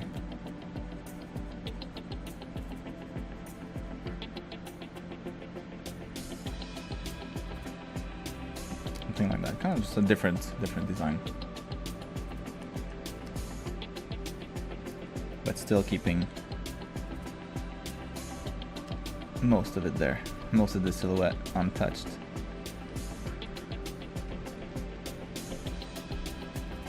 And for this one, I'm not gonna touch the weapon at all. So the weapon's gonna stay the same. You know, I could do depending on where you work, you might also have some artists, or depending on like the importance of the weapons, I should say, you might even have some artists that are dedicated to doing that. So that's all they do, right? Just weapons. So for like first-person shooter games, there you will always have like a weapons guy. That's all he does, because the weapons have a lot of importance in those games. It's almost like a character, almost as important as the character itself, if not more. I mean, but yeah. So depending, you know, most places you'll work at, if you ever work in the industry, you will, you know, if you're in an indie studio, you'll just tend to do more stuff, to have more tasks. And the bigger the studio, kind of like the less variety you'll get to experience. That's not true everywhere. Like most places will just, not most places, but some places will just let you experiment and like try things if you want. But and like big studios like Ubisoft, that kind of places, those kind of places, you get a role, and that's pretty much all you do, right? So it's I've heard some stories where you, as an artist, you know, all you get to do is like shorts, you know, like a jersey, like if you work on like a football game or like a basketball game, something like that. So not the most exciting, depending. that just means choose where you want to work carefully. Not all studios are created equal. Alright, so the base body is starting to look pretty cool. So I'm gonna leave like most of the rest there. Actually, yeah, no, we decided that the color part is also part of the body suit, so I'm gonna be changing that a little bit.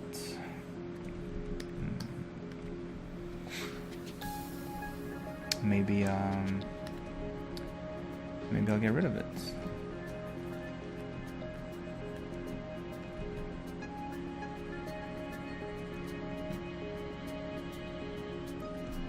See what that looks like.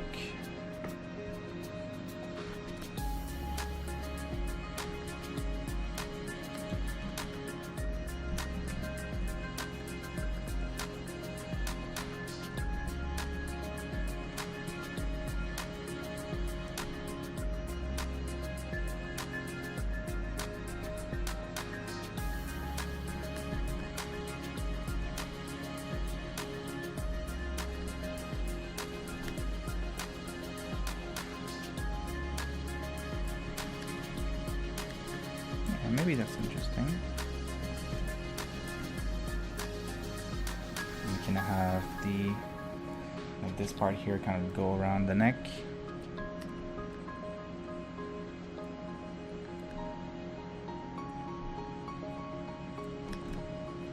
That's different.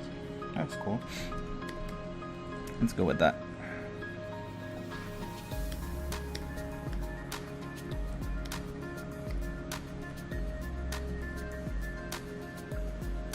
So again, the way I'm choosing my colors, making sure that the closer I get to the head, the brighter the colors are, the more saturated, to bring attention there.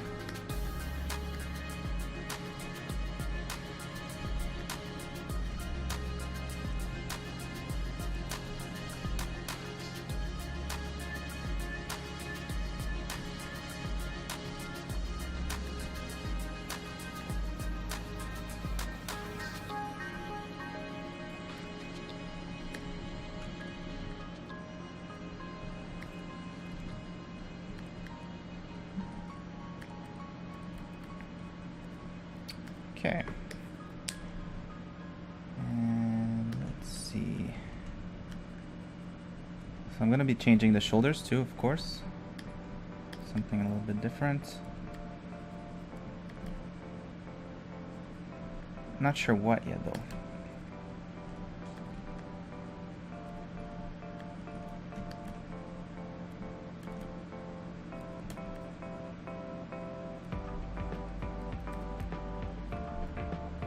So for this kind of designs, like you want to keep you want to keep the volumes as much as possible, and I'm not sure if I made it clear as to like why this is important, but let's say you have this footprint for the shoulder pads, and you design, thinking that this is it. You design body armor underneath, not the body armor, the body suit underneath to take that into consideration. So maybe you'll have like on the body armor here, knowing that you'll never get something on the arms, that you're never gonna get some gauntlets, knowing the body armor is one piece. Maybe you'll have something like the neck, takes a little bit more space. Maybe you'll have something like this.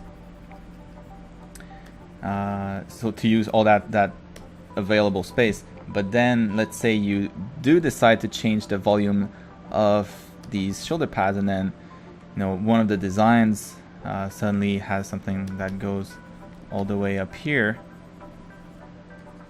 then you get a problem, right? So like these two, when you get to that configuration, that particular configuration, maybe it'll work on other configurations where the area is available, but that particular configuration where you equip those big shoulder pads with that big that big neck bodysuit, then that wouldn't work because it would clip. So that's kind of why we decide on those rules ahead of time.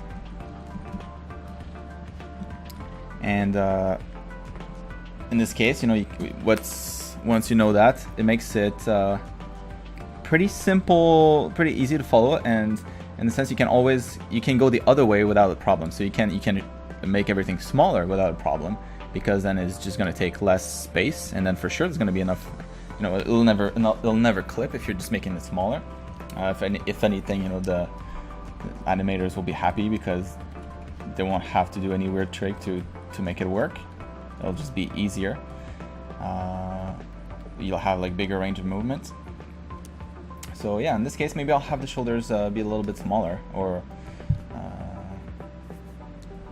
yeah, I don't know yet, but just know that you can go that way. You can make it smaller once you set those rules. Not bigger though, because you'll get into troubles.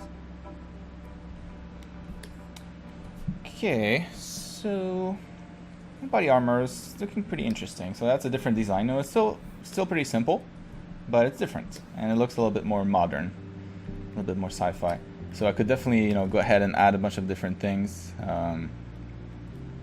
make that a little bit more fancy. But right now I'm just trying things. I'm just trying things out, see if I can come up with anything cool. And then after that, you know, if I got the go, and if that's something we wanted to do with the project or whatever, then I could go ahead and polish it up a little bit more, spend a little bit more time on it. But right now I'm just going for something quick, trying to see what we can get as quick as possible.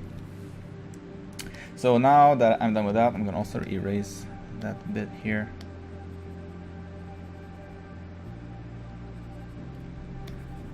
Because the cloak itself is a separate piece, and we're gonna try to do something different with it for this variation. Or maybe, you know, again, like what I was saying, in this case there's a cloak, but there could be a variation where there's none. So maybe that's gonna be the one. Maybe this one's not gonna have anything. You can easily remove things, you just can't add anymore. Unless you have the system for it, the rules for it. So for this one, bodysuit's pretty much done now, so I'm happy with it. We're gonna move on to something else now. We're gonna do for the weapon, as I said, it's not gonna change. Now let's do the armor, because that's pretty much the only thing left at this point for this particular variation. And the other one, we might we'll try something else for the cloak, the cape. So this one, let's play around the armor a little bit. So we want to keep the same colors, but we want to remove the trims because that's too fantasy looking. So those trims are going to go away. And maybe the shoulders are a little bit smaller in this case. So maybe their footprint's going to be a little bit less.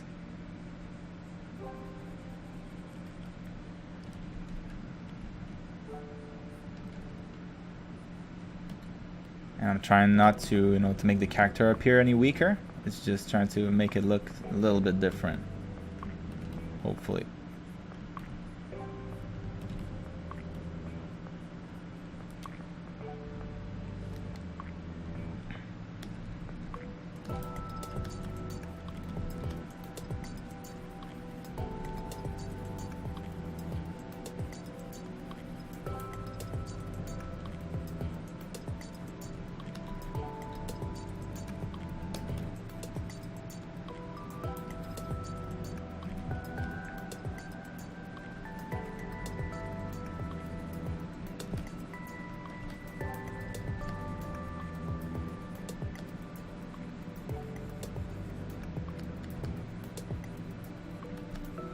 So, you know, to get the colors like this, some people sometimes ask, I'm not changing the color by magic. If you can't see it, I'm just often doing like the alt click to grab a different color. So once you have like a good amount of color on your drawing, you rarely have to go back here for the color picker, or in case you don't have the latest version of Photoshop, you don't have to go in here and like pick a new color. Oftentimes, like in this case, I have everything I need on the drawing itself already. Like there's so many things to choose from. Like here, so many different colors that I can pick from. So that's what I'm doing. And now let's see.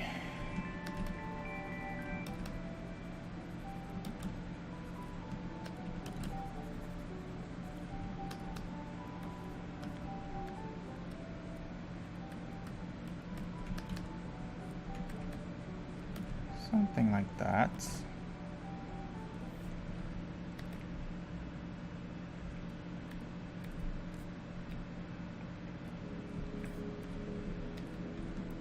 Now it's sci-fi'd up with circles. Circles are always great for sci-fi for some reasons, but the main one that I can think of is that a circle is kind of hard to make bare hands if you have like basic tools or like medieval tools, and they're never gonna be perfect because a circle is hard to make perfect. So when you see that, you often associate it with higher knowledge, higher technology, because machines are more easily able to create spheres, or not spheres, but yeah, spheres and like circles, like those perfect geometric shapes. So that's one reason, I think.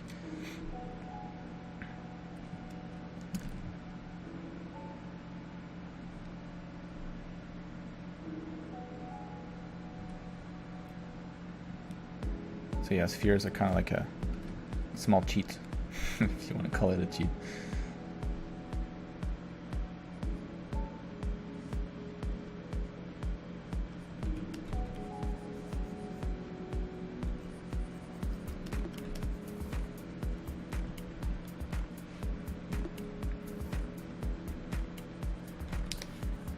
Okay, starting to look interesting. So maybe I'm gonna get some of that purple back in here, or just as a trim maybe.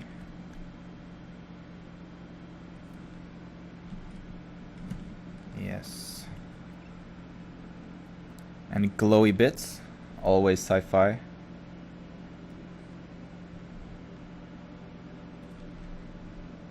And even more sci-fi, glowy circles.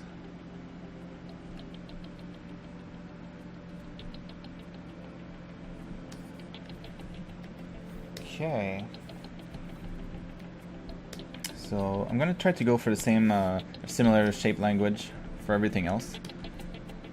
So these kind of like unfinished circles, right? That kind of connect for the outer, like the silhouette of the piece. And then inside of it, it's kind of like some sort of pattern of circles.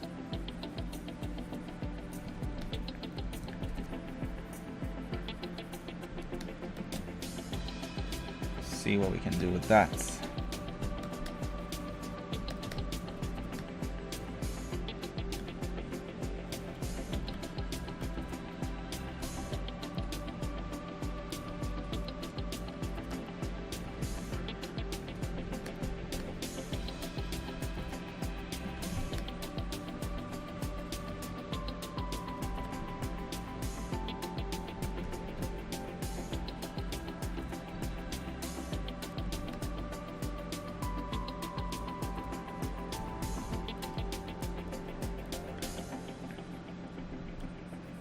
So in the same vein as kind of like related to what I was saying about the circles, anything that seems like it doesn't occur in nature will tend to look a little bit more sci-fi.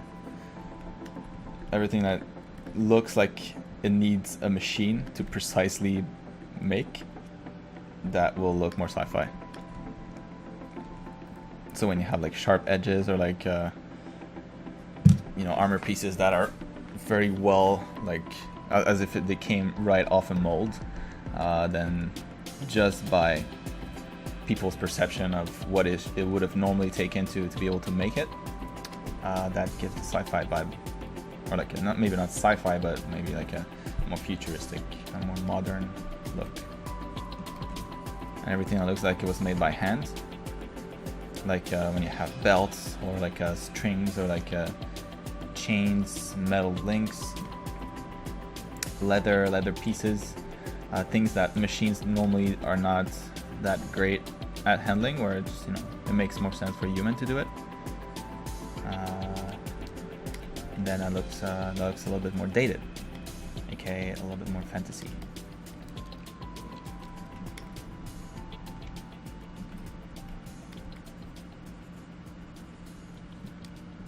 So right now I'm not too sure, like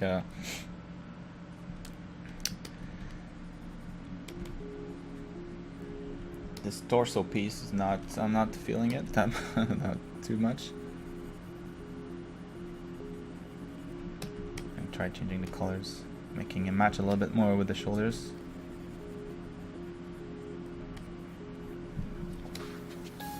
See if the shape itself can work somehow.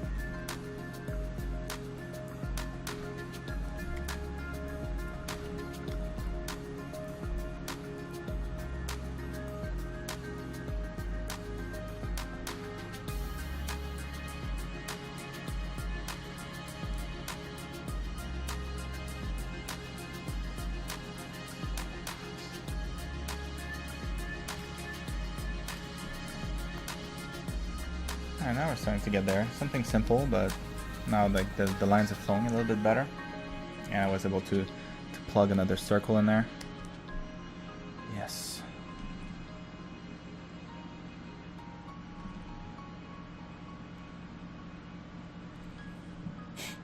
There we go.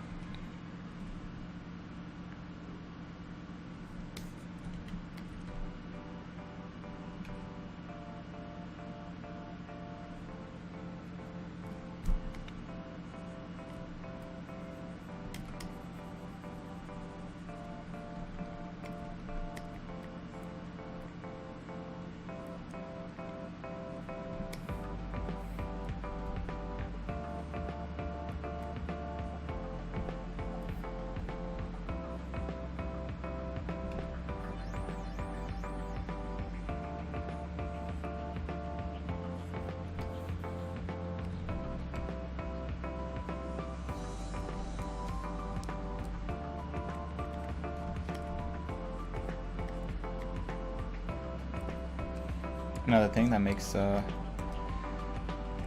another sci-fi tip is always have like interesting seams where maybe like some different materials have are stretchy in some areas, or have like seams in areas that are not common for most clothes. So maybe under these things here, maybe you can peel that off and there's something underneath, or maybe yeah, who knows, like it makes you question what the hell this is, and then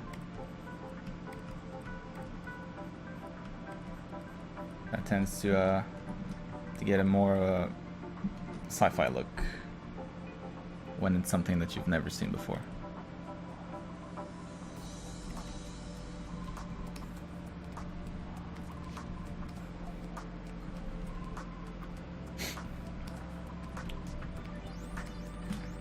I'm gonna remove these two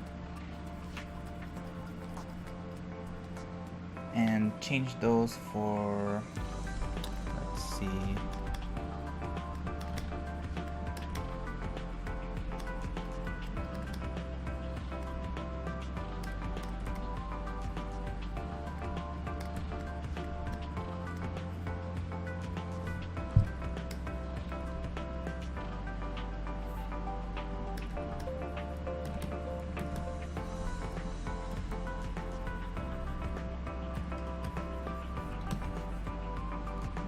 see what we can do with the hair. Just gonna remove the headpiece for now. I'm not gonna focus on that yet because I'm not done with the armor, but I just wanna get that out of there so I can start to think about it.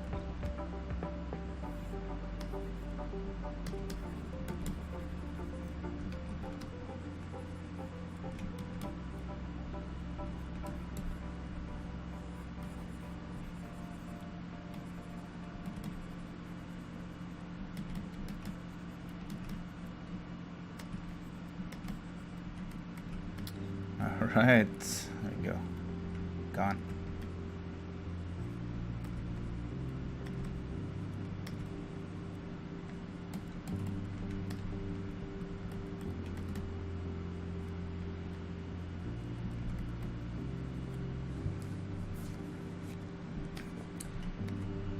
Okay, so yeah, so I just did that so that when I, while I'm working on the rest, I can start to get ideas for what to do on her hair, what to do on her head, to replace the little thing that she had before.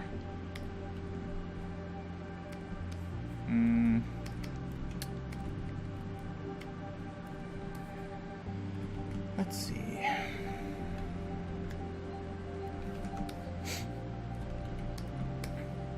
So what am I gonna do with her skirts now?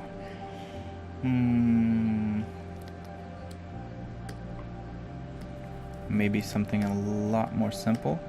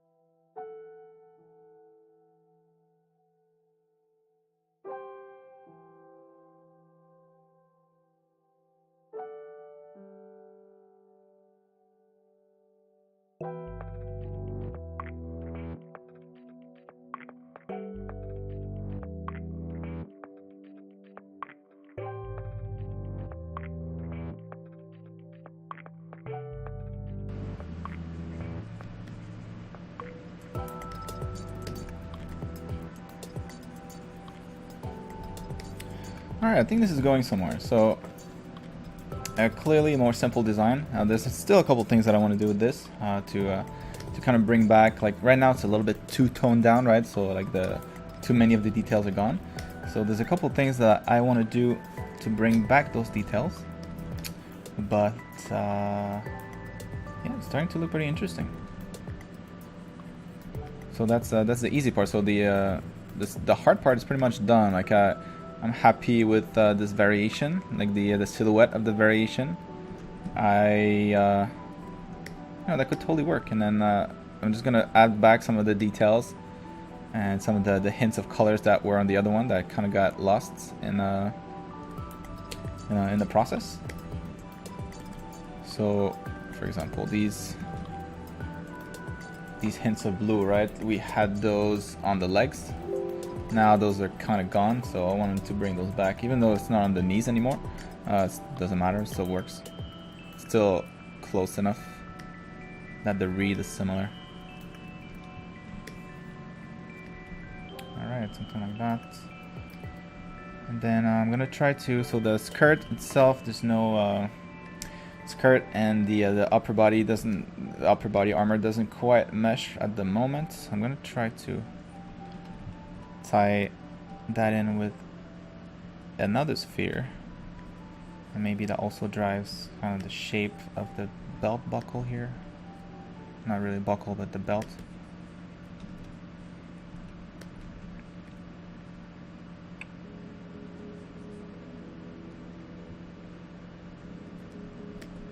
Yeah, something like that. That could be cool.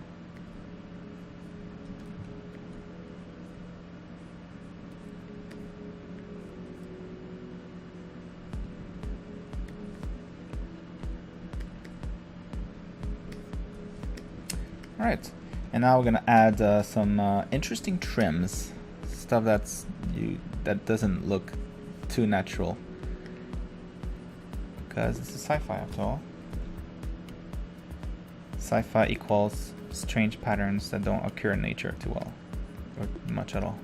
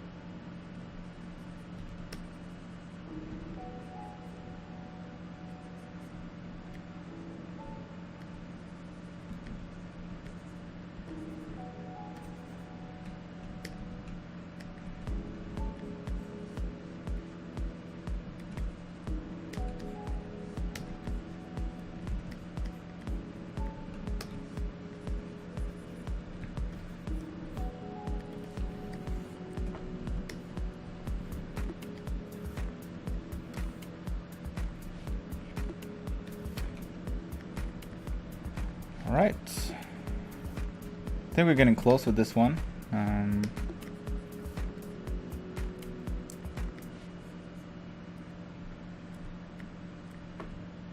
Few things that I still want to do.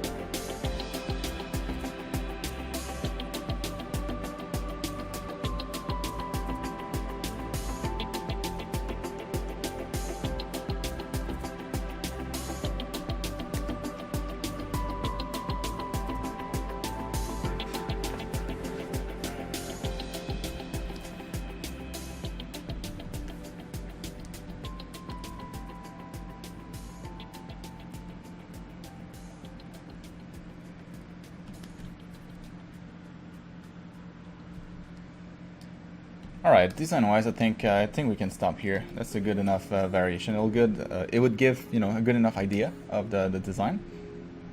So let's wrap this one up as far as design goes. And what we can do now is well, add some highlights a little bit. So we're gonna switch to overlay mode, lock that layer, bring back some of those nice highlights that we had before. Nice blue highlights.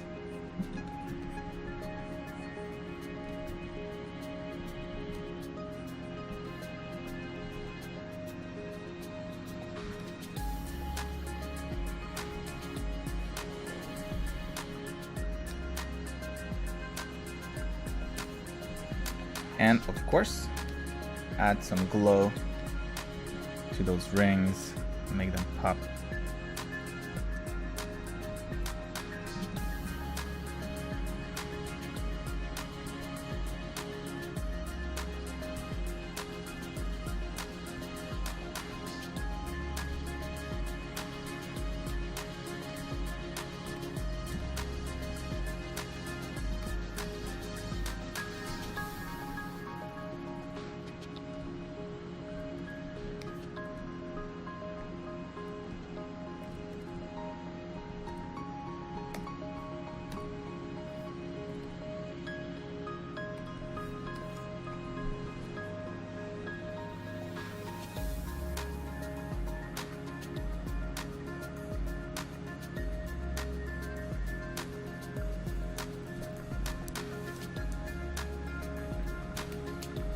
All right, and finally, we want to add, give her something on, give her back her headpiece or something like that. So for this one as well, we're gonna go for something a lot more toned down, a lot more subtle.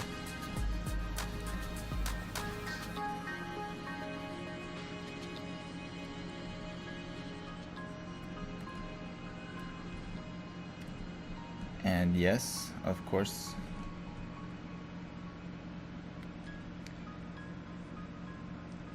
bring that sphere back.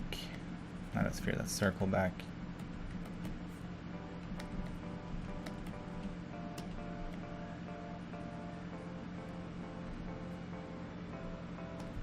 All right.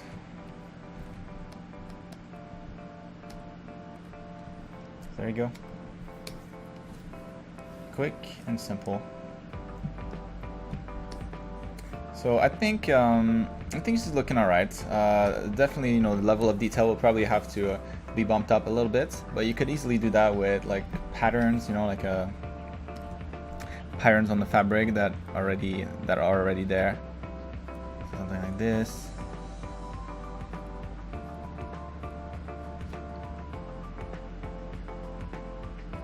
And a bunch of different lines, like construction lines for these things, these armor parts.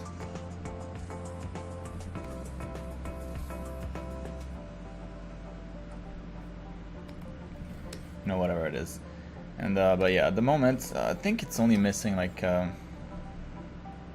something in the back, right? I think that's something that's very particular to her. I thought like getting rid of it wouldn't change her design too much, but I think it does. So I'm gonna go ahead and add something back, like give her back her cloak.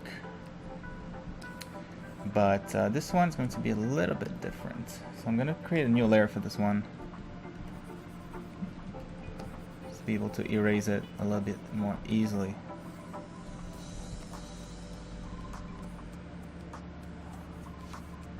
So of course we want to go with a different design.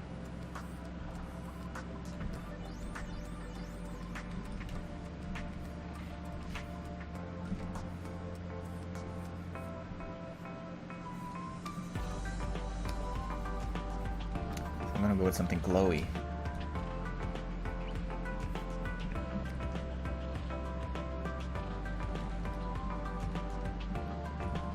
There we go.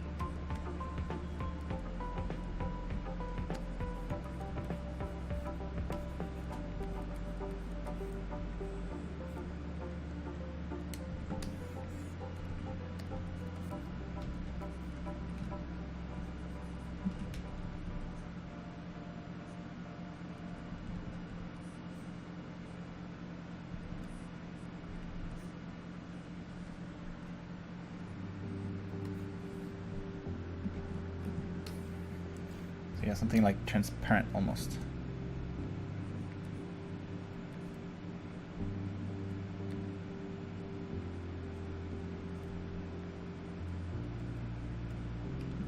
So again, picking like a weird material that likely is from the future.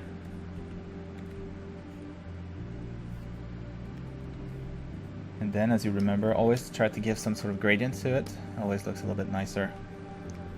I'm gonna go color and color the tip a bit.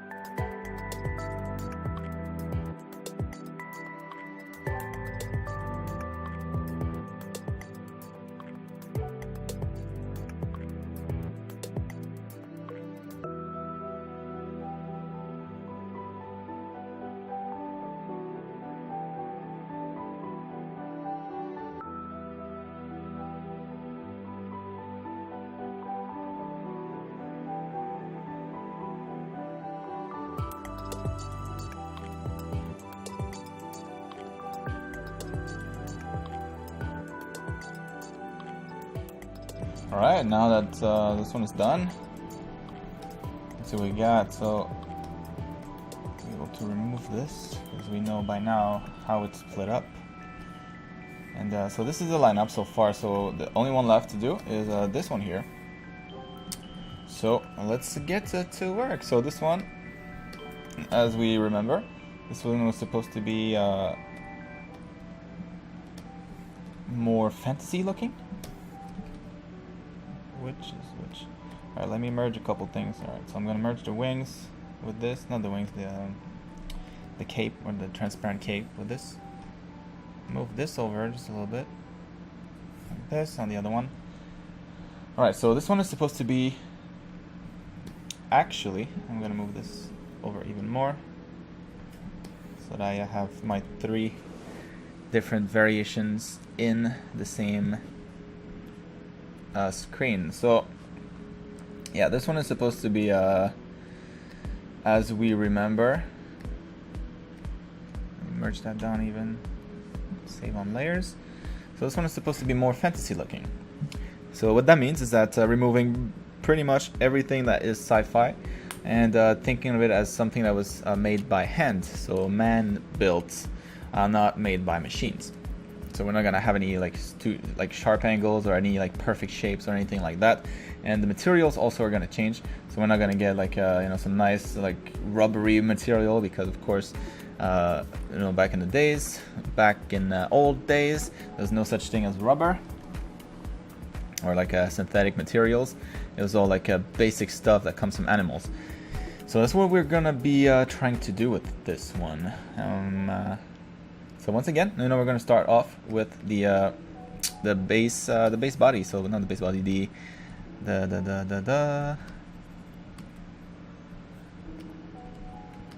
the body type, the body suit. All right, so also like colors might be a little bit tricky because there weren't that many colors. So I'm thinking of fantasy. I'm not talking about medieval, so I guess the colors shouldn't be that big of a deal. Fantasy is fantasy after all. Can be done with magic. So for this one, maybe I'm gonna show a little bit more leg, because why not? Make it a little bit different.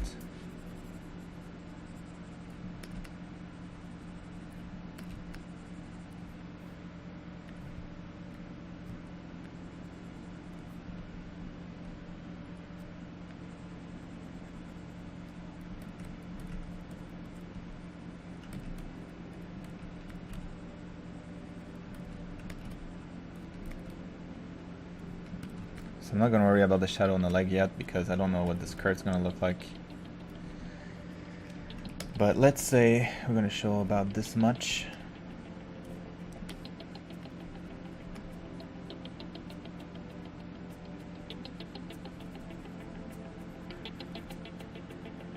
Change it up a little bit.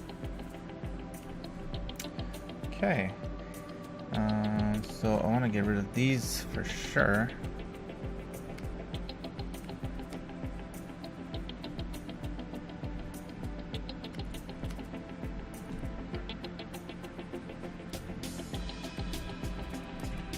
So this one, in terms of material, we're thinking about like metals and a lot of leather and fabric, cloth.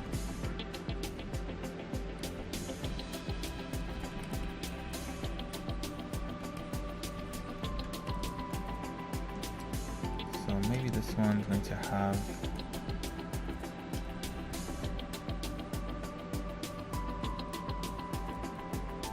subtle knee pads.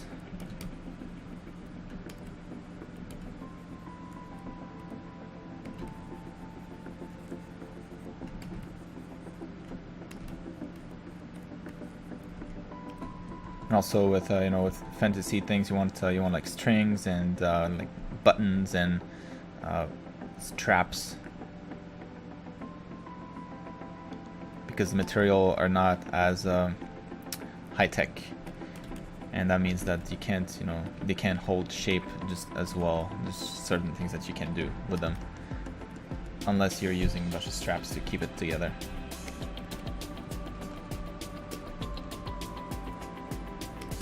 But again, I'm not like, the goal is to make it look like they are on the same level. So I think, looking at those two here, like the two extremes, the two on the both sides, it looks as busy, and just looking at it like that, I don't think I would be able to tell which one is stronger, and which is the point. Even though the technology is different, we're still on a very horizontal kind of scale here, where there's it's just different. It's not stronger or anything. And so that's that's definitely the goal with this one as well.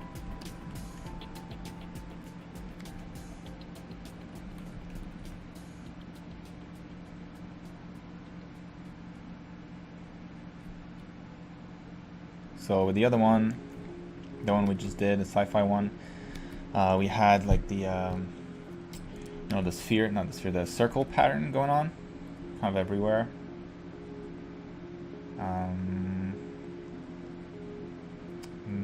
Trying to think still which one, what kind of pattern we're going to use for this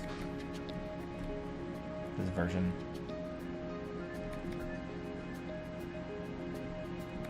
maybe triangles. We'll see.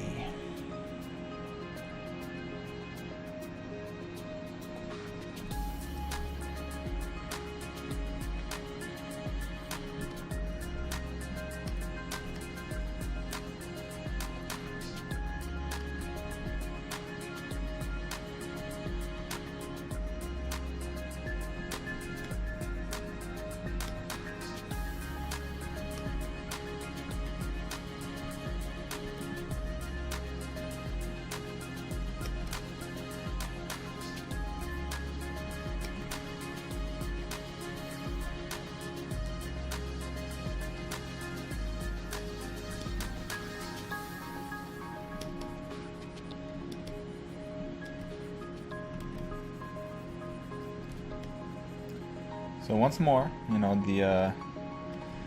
I don't know what I'm gonna do. So I'm just trying shapes and yeah, trying to see if something works. If it doesn't, just erase it, start something else, try something else. All I know is that this one is gonna have, as I said, straps, so that makes it a little bit easier to fill up the space because I know there's gonna be some space reserved for straps, and straps always kind of look cool.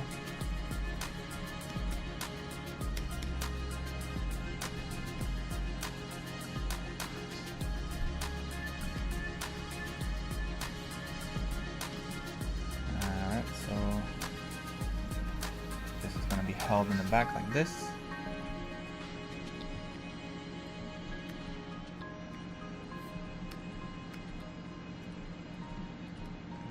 Metal piece on the side here to tighten it.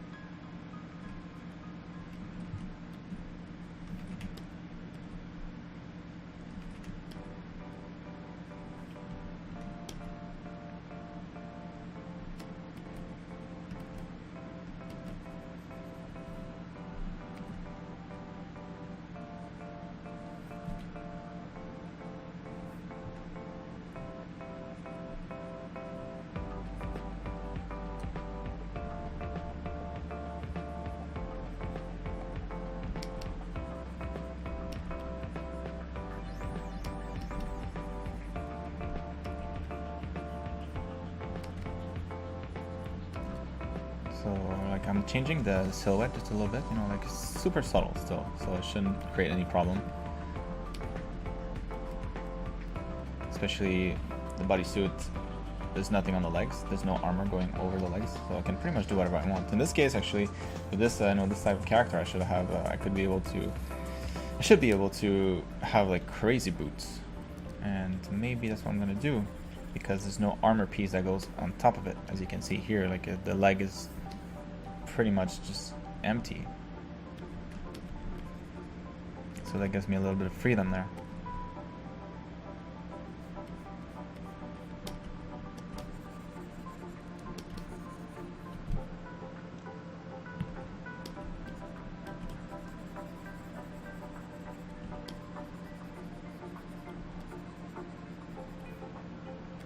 So yeah, I think I'm gonna give her some leather boots, like dark leather boots or something.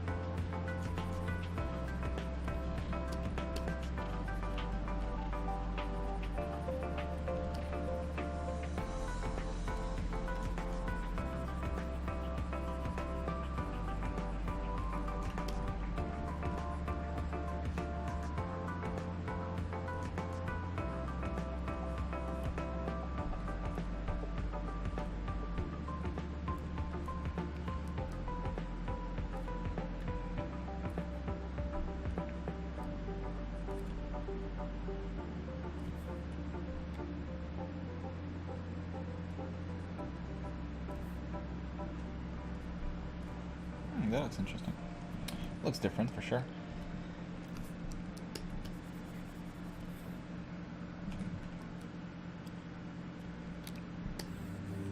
But so far the legs have been pretty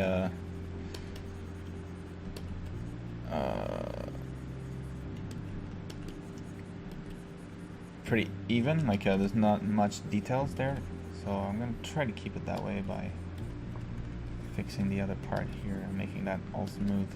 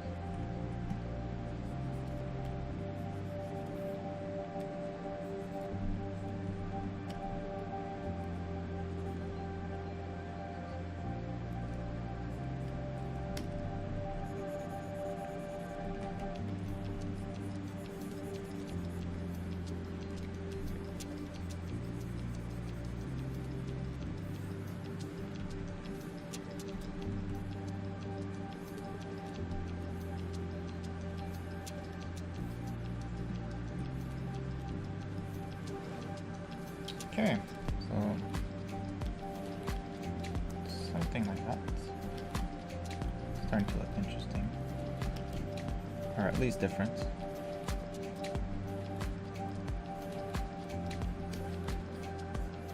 So she got kind of like metal protectors on her knees, but it should still, you know, allow her some nice range of motion. So let's see. So now I let's see. Yeah, I still have to do her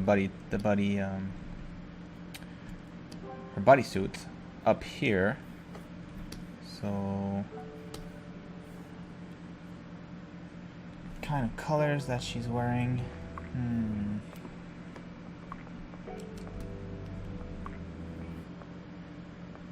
gonna go for black bodysuit. The top here.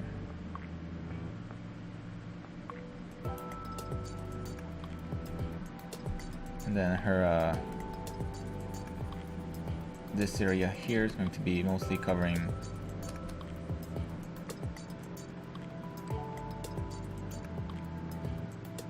let's see if we can get away with not having anything there. So this one's not gonna have any torso protector. Just maybe like some cool design, like a corset or something.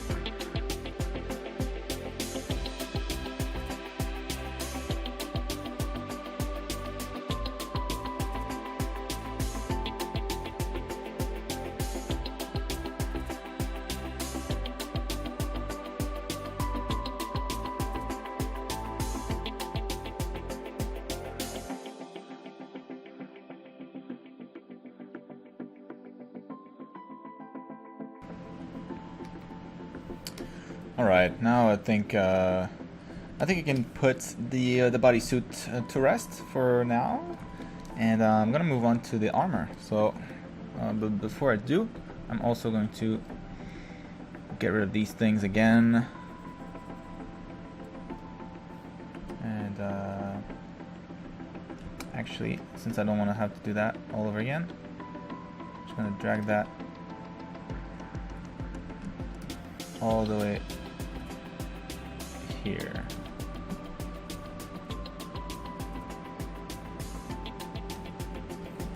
There we go, and then I'll work on this because it's gonna save me a little bit of time. So, no, I keep forgetting this part, this piece here.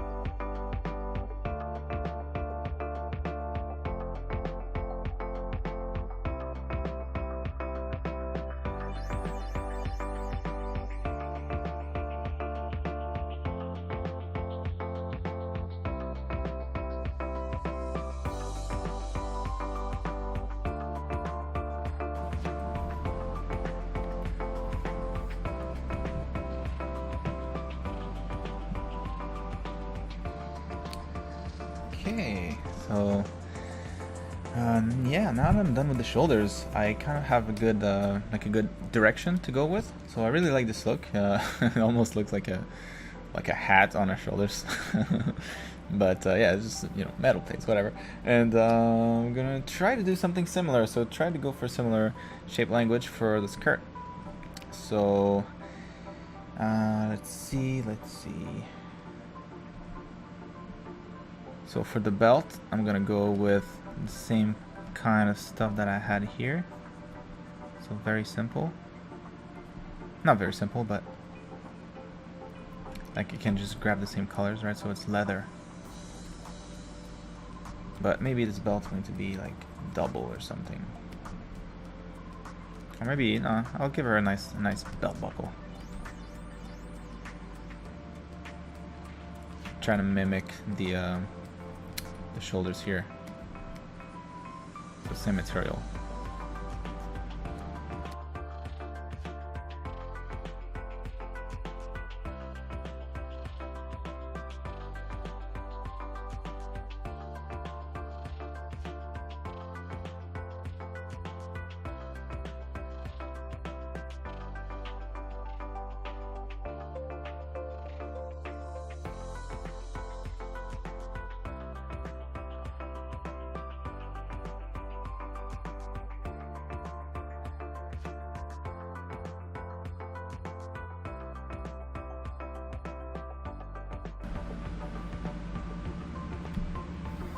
Okay, so I'm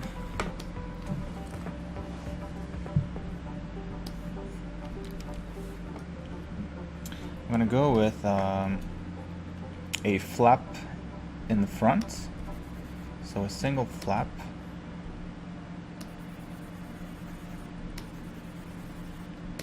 This maybe a little bit bigger than the other ones because that's all she's gonna have. No, well, not how she's gonna have, but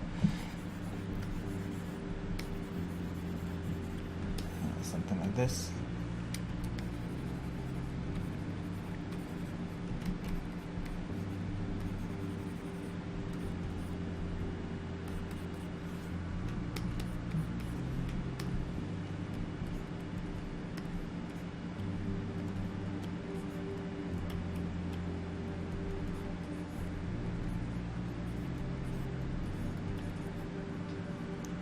And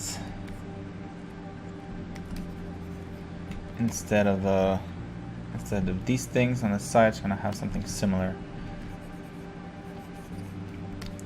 like big pads of armor protecting her hips.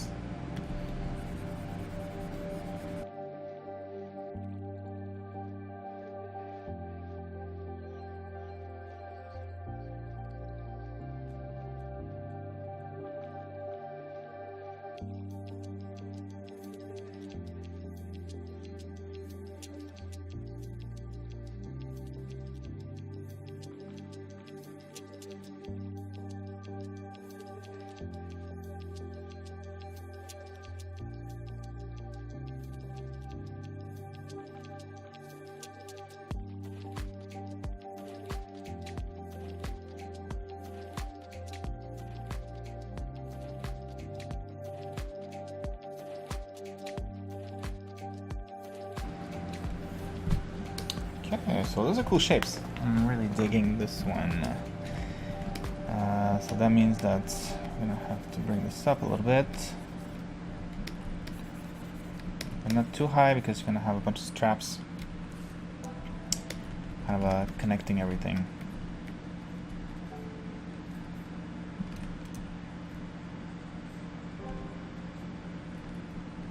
Because those plates are not floating in the air, of course.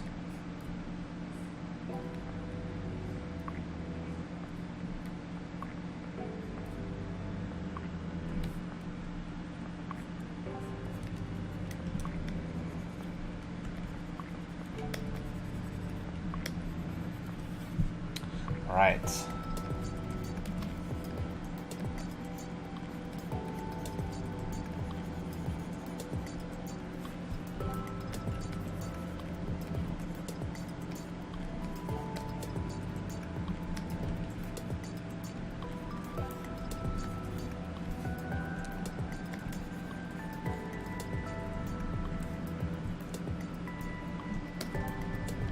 And I think we're almost done with this. I mean, all that's left, I still need to figure out is the her headband situation. So I'm gonna do with that, which I'm not too sure.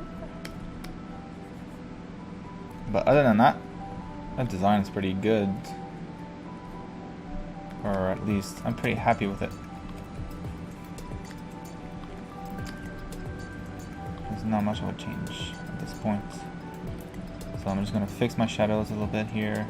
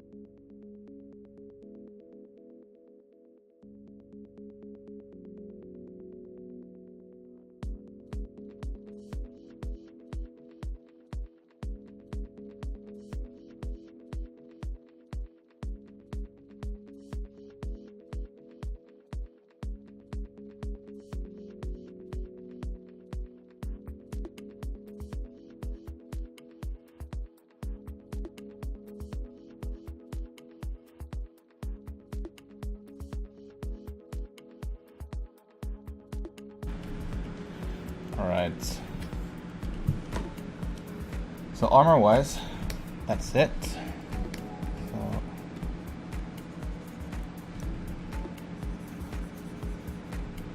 all that's left now is our headgear. And let's see.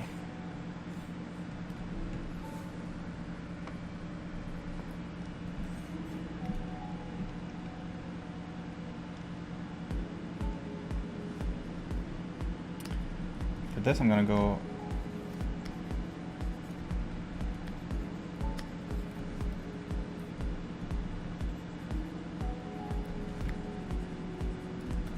with a little bit more coverage.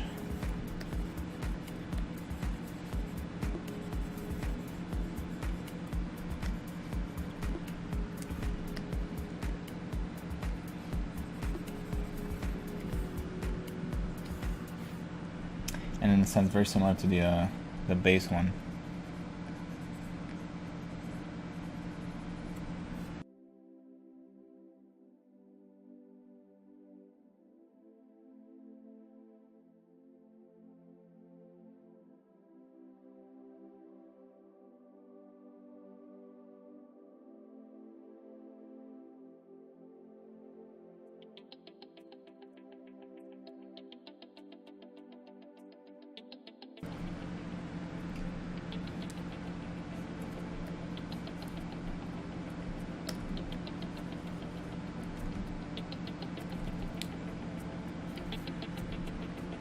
I think that protects the ears a little bit.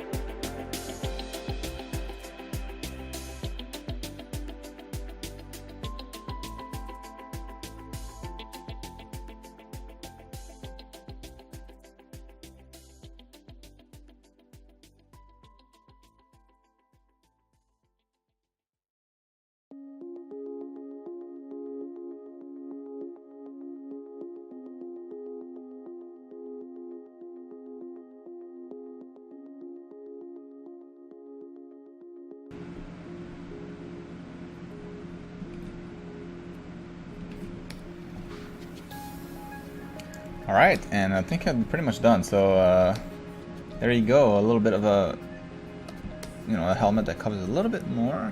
Let me do a final pass on this one. A little bit of highlights here and there. Give it a nice shine.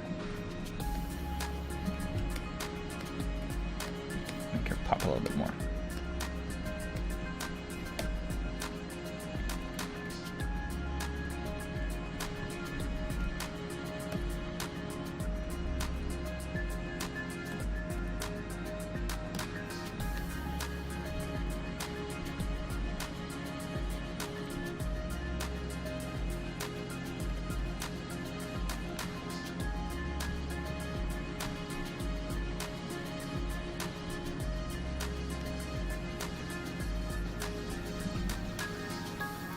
I think that one worked out pretty well. So yeah, there we go. So that would be the final lineup, guys. So we have, you know, the sci-fi one, the not sci-fi at all one, the fantasy one, kind of like more medieval, low tech, and then kind of a mix of the two. So that would be that. So, you know, when you look at it like real quick like this, they seem like they seem to be pretty much all the same level. So hold on a second, let me move those two so they're all the same color. That would help with the comparison a little bit.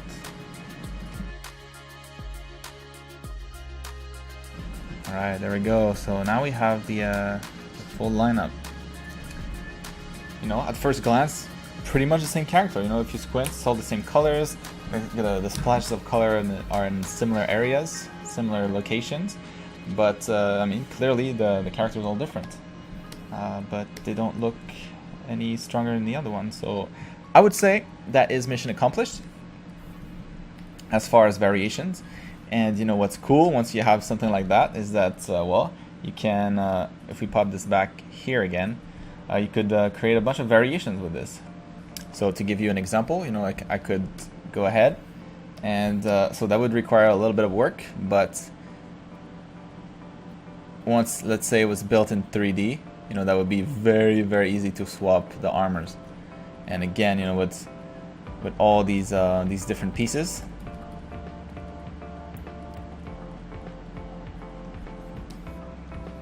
you could potentially like create some pretty interesting combinations, you know. So like there we go. So that would be one.